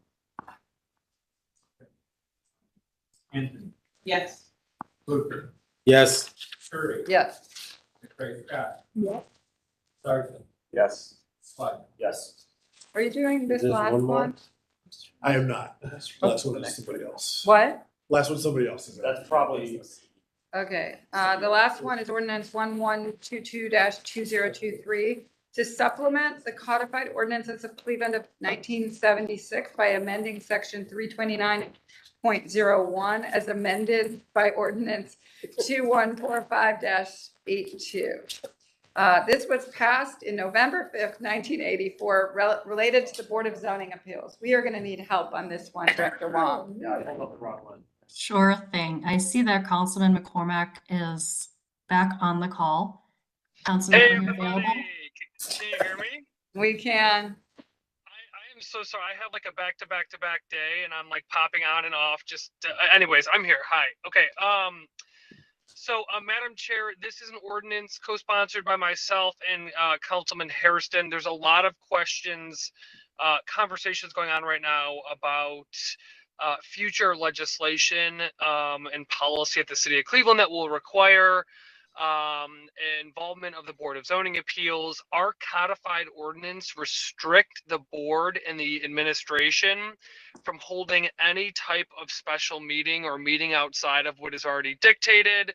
What this ordinance does, it simply says the board at its discretion may schedule meetings outside of that whatever Monday timeframe. So it opens up the possibility at the board's discretion of being able to schedule outside of the prescribed timeline. It does not, important differentiation, it does not mandate it. It opens up the opportunity for them to do it. So this just allows them to have, let's say, a meeting at night out in the community. If they wanted to, correct. Who dictates whether they do or don't? The ordinance states it's at the board's discretion. I think the director, I think that you have the language in front of you. Yes, it's the board in its discretion in accordance with the section may hold meetings, and so therefore it would be scheduled with the proper notice, according to the to what's in the codified ordinances through the secretary of the Board of Zoning Appeals. Yeah. So, Madam Chair, the board does is the answer. Okay, the board itself can choose Correct. to do that. But right now, in law, they're prohibited from doing so. Got So it would be up to the board. This law, this change permits the board to make the decision to schedule meetings outside of the time frame that's prescribed by law. But the discretion is up to the board. Got it. Probably no different than us. We do sometimes choose to have special That's meetings. correct. That's Yep. correct. Commission members?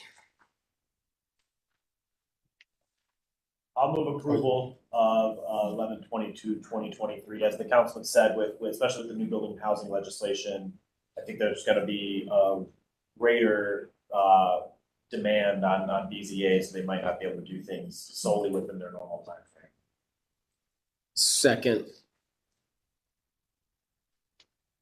Motion and a second, call the roll. Anthony, Yes. Booker, Yes. Curry, Yes. McSprague, Scott, Yes. Sergeant, Yes. Clark. Yes. Motion carries. Take a look at the administrative approvals. Director Wong, anything we should know or highlight? Take a look at all of them. Anything out of the ordinary in your opinion on administrative? Take a second, everyone. The only one I'll mention is that, the commission is able to approve administratively leases. And the West Side Market is entering into a lease with a nonprofit, and the administration heavily supports this approach. So I did want to highlight that as one of the administrative approvals. I'm open to any questions if you have any.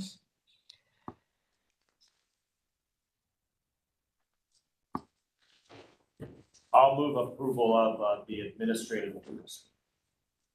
Second. Motion and a second, call the roll. Anthony, Yes. Booker, Yes. Curry, Yes. McSprague, Scott, Yes. Sergeant, Yes. Clark. Yes. Motion carries. It's noon. We have 4 public art projects and 1 Near West Design Review member. I'd like to do that last one quickly. Just take a look at the resume. This is a colleague of yours. Yes. Who's going on to the Far West Design Review. Question, is that a refusal or Um, an abstain? It's a good question. I would just abstain if I were you. So take a look at the resume and then we'll just need a motion on that one. I'm abstained. You are, it's fine. I mean, if you know someone, it's not an Oh, no, abstention. no. I sit on one of the boards. Okay. Where he works. Got it. Reports Oh, to- yes. What yes, is, yes. just a point of, what is quorum? It doesn't matter if they abstain. What if I feel inclined to abstain as well? We still have. I think it's fine. Okay. Why does everyone know this person really well? You don't know him? No. Wow. All right. What about you? No, I know. Okay. You're gonna have to make the motion and the second down here. Go ahead. Can we have a motion? Yes, I move that we approve, the nomination for the Far West Design Review new committee member, Casey, and forgive me for, if I'm not saying the last name, Petralis. Petralis. And I second. With Cleveland Neighborhood Partners. Motion and a second. Call the roll. Anthony, Yes. Fluker, Abstain. Curry, Yes. Gray Scott, Yes. Sargent, Abstain. Slight, abstain. Motion still carries. This is a first. All right, so can you guys go pretty quickly? Do you mind? First one is Inspire Your City mural number 4, seeking final approval at 9718 Buckeye Road. Mr. Soul is the artist. We need to swear. Is he speaking too? He's supposed to be, but I'm not sure if he's on the call.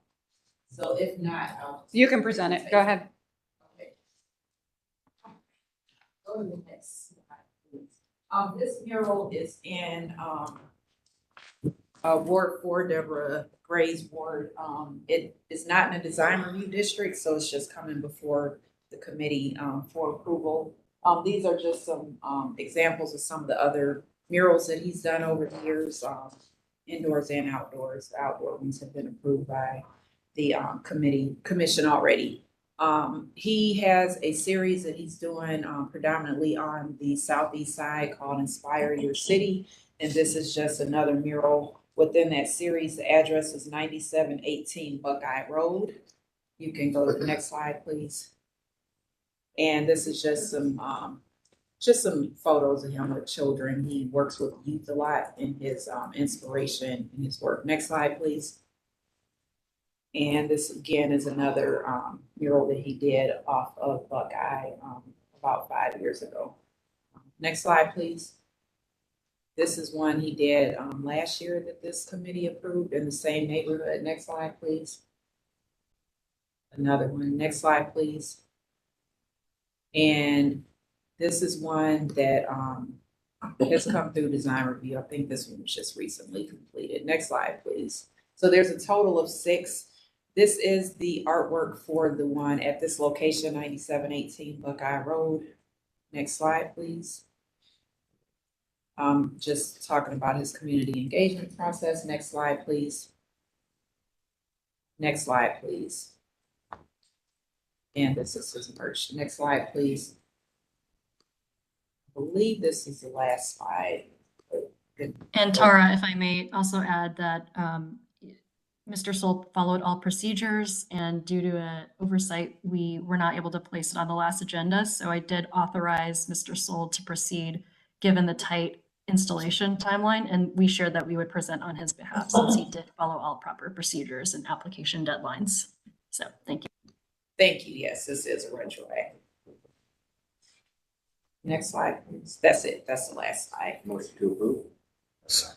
Second. Yeah. Motion and a second. Yeah. Anthony, Yes. Fluker, Yes. Curry, Yes. Gray Scott. Yes. Sargent, Yes. Slight. Yes. I mean, for the record, I understand why this happened. It probably isn't good practice. I think that in the future, we should just think about, and not just about murals, but in general. Yes, We should not I be agree.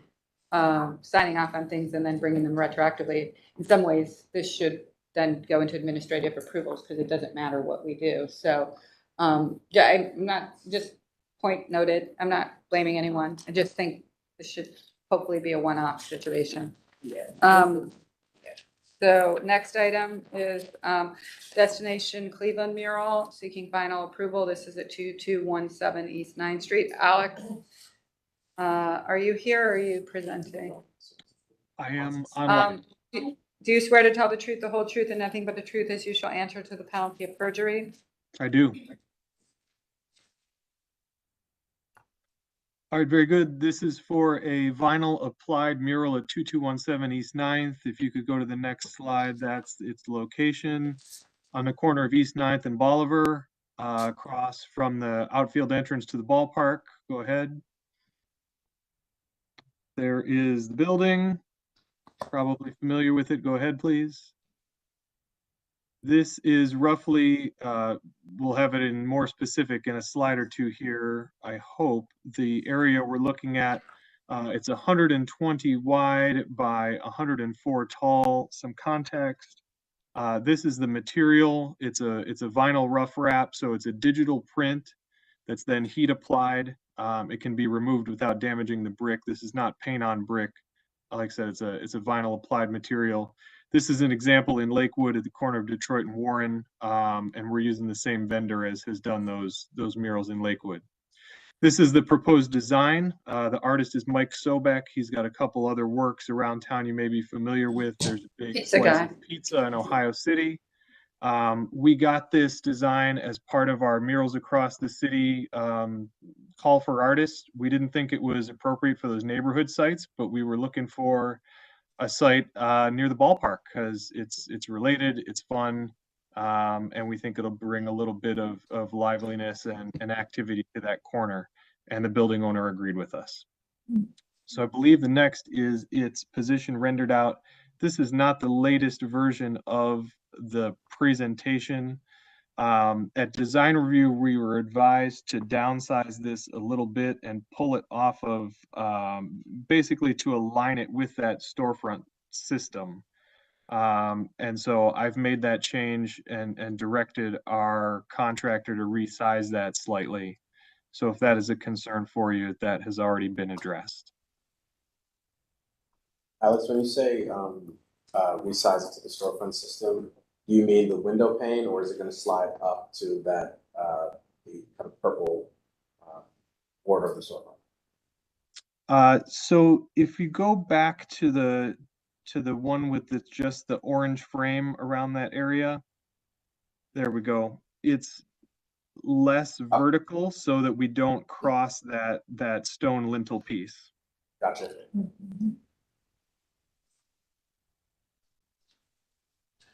I must be really hungry, but that hot dog looks good. So I'm going to move to approve the mural as presented with the stipulations of adjusting it. Okay, motion? A second. One second. And that was approved by Downtown Flats back on September 21st. I'll call the roll. Was, Commissioner McCray Scott? Anthony, Yes. Booker, Yes. Curry. Yes. Ray Scott. Yes. Sargent. Yes. Sledge. Yes. Motion carries. Yosh Mural seeking final approval, 645 Prospect Avenue, Drew Crawford. Do you swear to tell the truth, the whole truth, and nothing but the truth as you shall answer to the penalty of perjury? Yes, this is Ian Meadows. Drew is Okay. unable to be here, so I'm speaking on behalf of him, downtown Okay. Cleveland. Go ahead. Yes, great, thank you.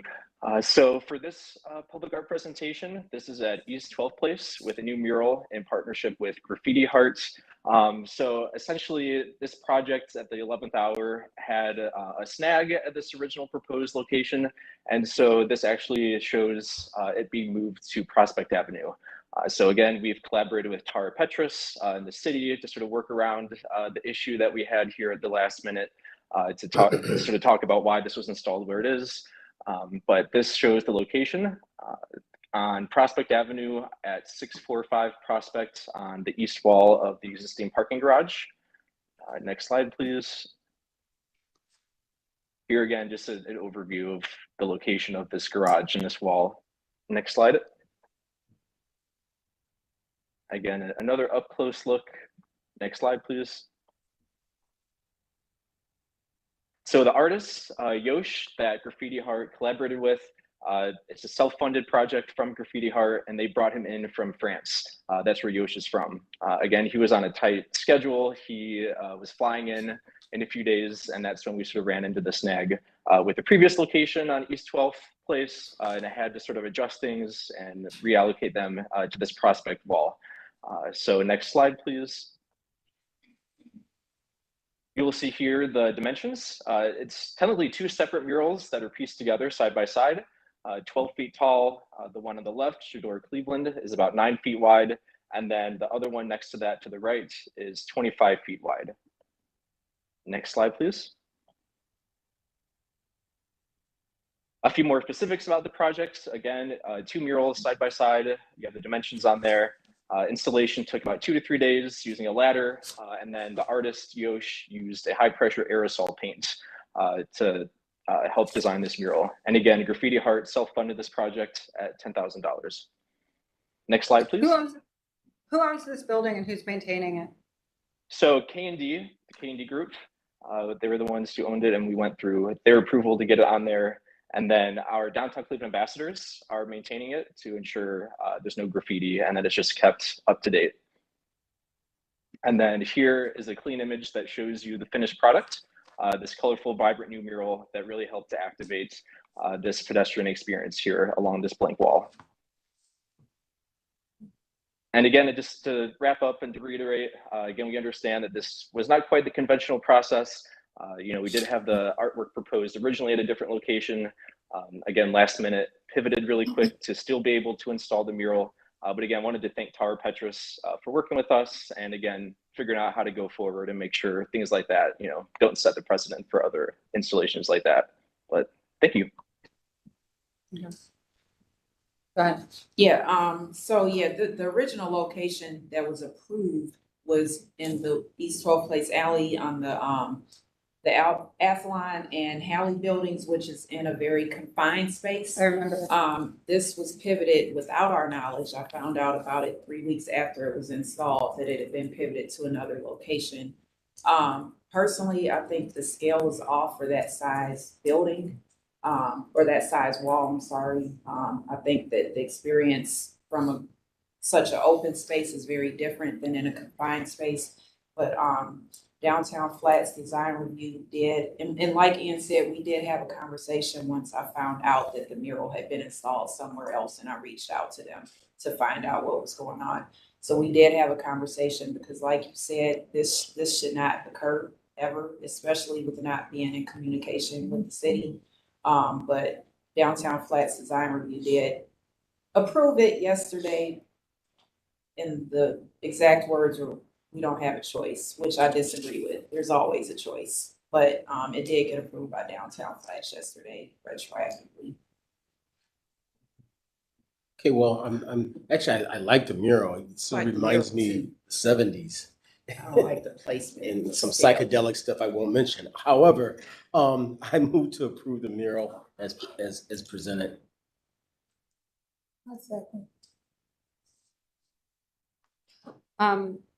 Motion and a second. My only comment is that, I think consistency is important, precedent is important. You guys came with one before that you guys were saying you were gonna do without permission. This one just did it without permission. We had one that we actually have forced to remove, the one on the west side that we're forcing to remove from their building. So, I think there's some real precedent issues here. So going forward, we need much more consistency in this regard, because this is a little bit getting difficult for us. So I think I just want to say we're going to vote on this one, but going forward, we should probably as a commission take a stand on process here, because this could get out of control. And then people really can use precedent to say why this one versus that one.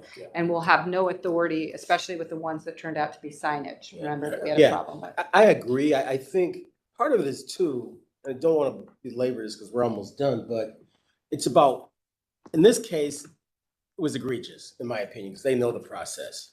But I think there's cases where people don't. So we should figure out how we're communicating the process. And sometimes you have to repeat things more than once. So I think it works both ways. We just need to be diligent about it. Especially when it's a partner. All right. Exactly. So call the roll. Anthony. Yes. Fluker. Yes. Curry. Yes. Scott. Yes. Sargent. Yes. Sweat. Yes. The last one is Graffiti Heart Irishtown Bend, RTA Red Line Greenway mural seeking final approval. This is RTA behind Hoop Balls. Chara. Yes, thank you. This one's not built yet, is it?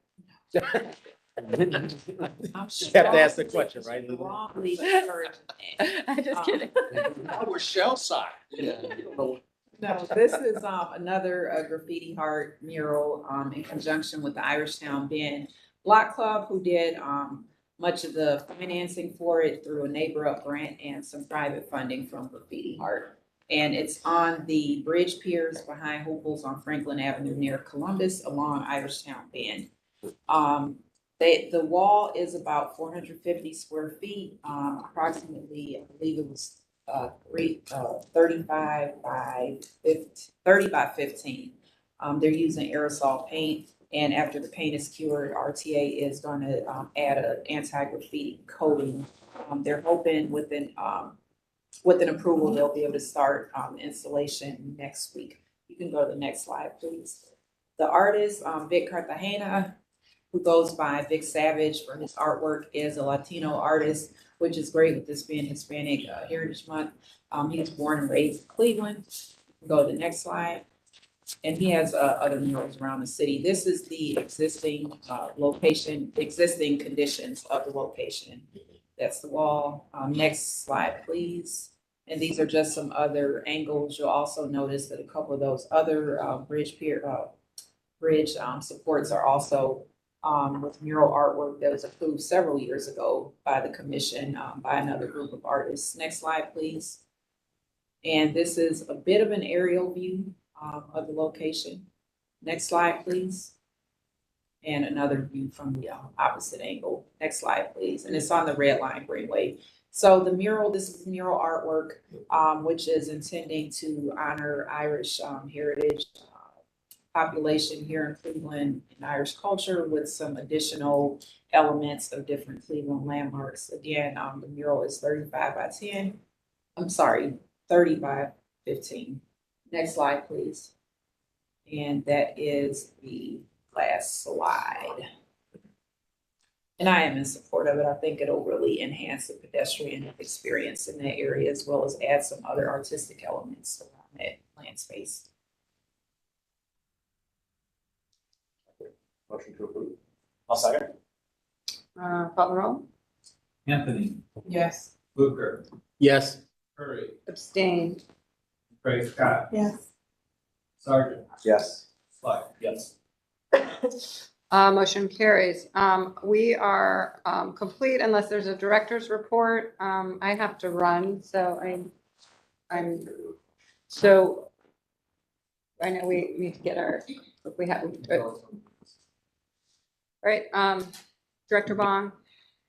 Yes, I do have a director's report, and I thank you for staying longer than typically. Just wanted to add that we have continued community engagement. So you heard a little bit about the North Coast Lakefront effort.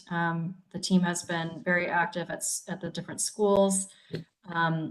We hosted the 2 form-based code meetings in Cadell and Huff. Those continue forward with some future block club meetings to dive in more into the code. And then through the Urban Land Institute Art in Place effort, Rhonda Brown, the new senior strategist of arts, culture, and creative economy, has been working with Tara and others on talking about what's the connection between art and real estate development, and is there a connection of how we can kind of come together with the resources, specifically in the Huff and Midtown area, to make things happen in arts and culture. Next slide. Just a few articles of Planning Commission in the news. So Shannon Leonard, our chief zoning planner, did a really great FAQ with Signal Cleveland about form-based code, where she breaks down, these very technical concepts into this article. And not direct mention, but the Cleveland.com article featuring Shaker's Lee Road Action Plan shows that there was good collaboration between Shaker Heights, the city of Shaker Heights, and the city of Cleveland on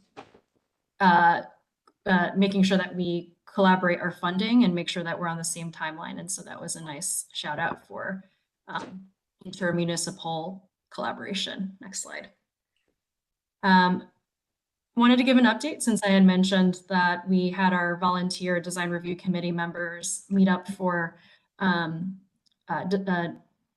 happy hour at Goldhorn. And so these are just some photos from that time. It was received with great enthusiasm.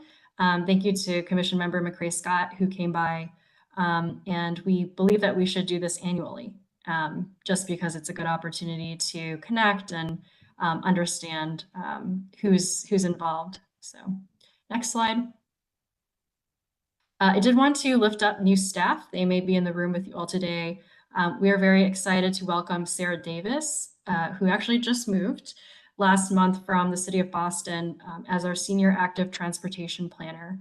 And Sarah has experience with Boston transportation, with several federal agencies and as a consultant, and her main role will be to steward the citywide mobility plan, or the updated bike and ped plan, as well as manage our micro mobility efforts and other kind of, other things that are happening. And so she is great. And so we're excited to have her. Also in the room possibly is Dan Schinkel, who moved from Milwaukee last month. He recently worked at Milwaukee Recreation, and he is the principal planner for public realm and major projects. So his role will be to shepherd the downtown Flats design review projects, working closely on North Coast Lakefront, as well as the riverfront projects, as well as increasing our public realm. So whether that's our streets, curb management, parks and things like that, he is parks and plazas, he's going to be great. He is a licensed landscape architect, so and his work in Milwaukee is quite compelling, and has been very involved with sort of equitable process for different city investments there. Director Wong, there's a few of us who have to leave and they can't close out the meeting. So can any of this go to the next meeting? That's totally fine. We can just scroll through these slides. We had people go to the conference. Next slide.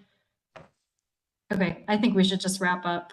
We can do this next time because I did want to recognize. I don't want to shortchange people who've gotten recognition or anything. So I think you should do this at the next meeting so we don't shortchange people.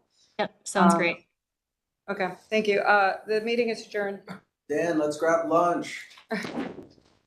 Drew, welcome. Hey, Director, can I call you real quick? You have 1 minute? I have a quick question. We be done? I gotta tell you that you and him can grab lunch now, just so you. Is that Councilman's life?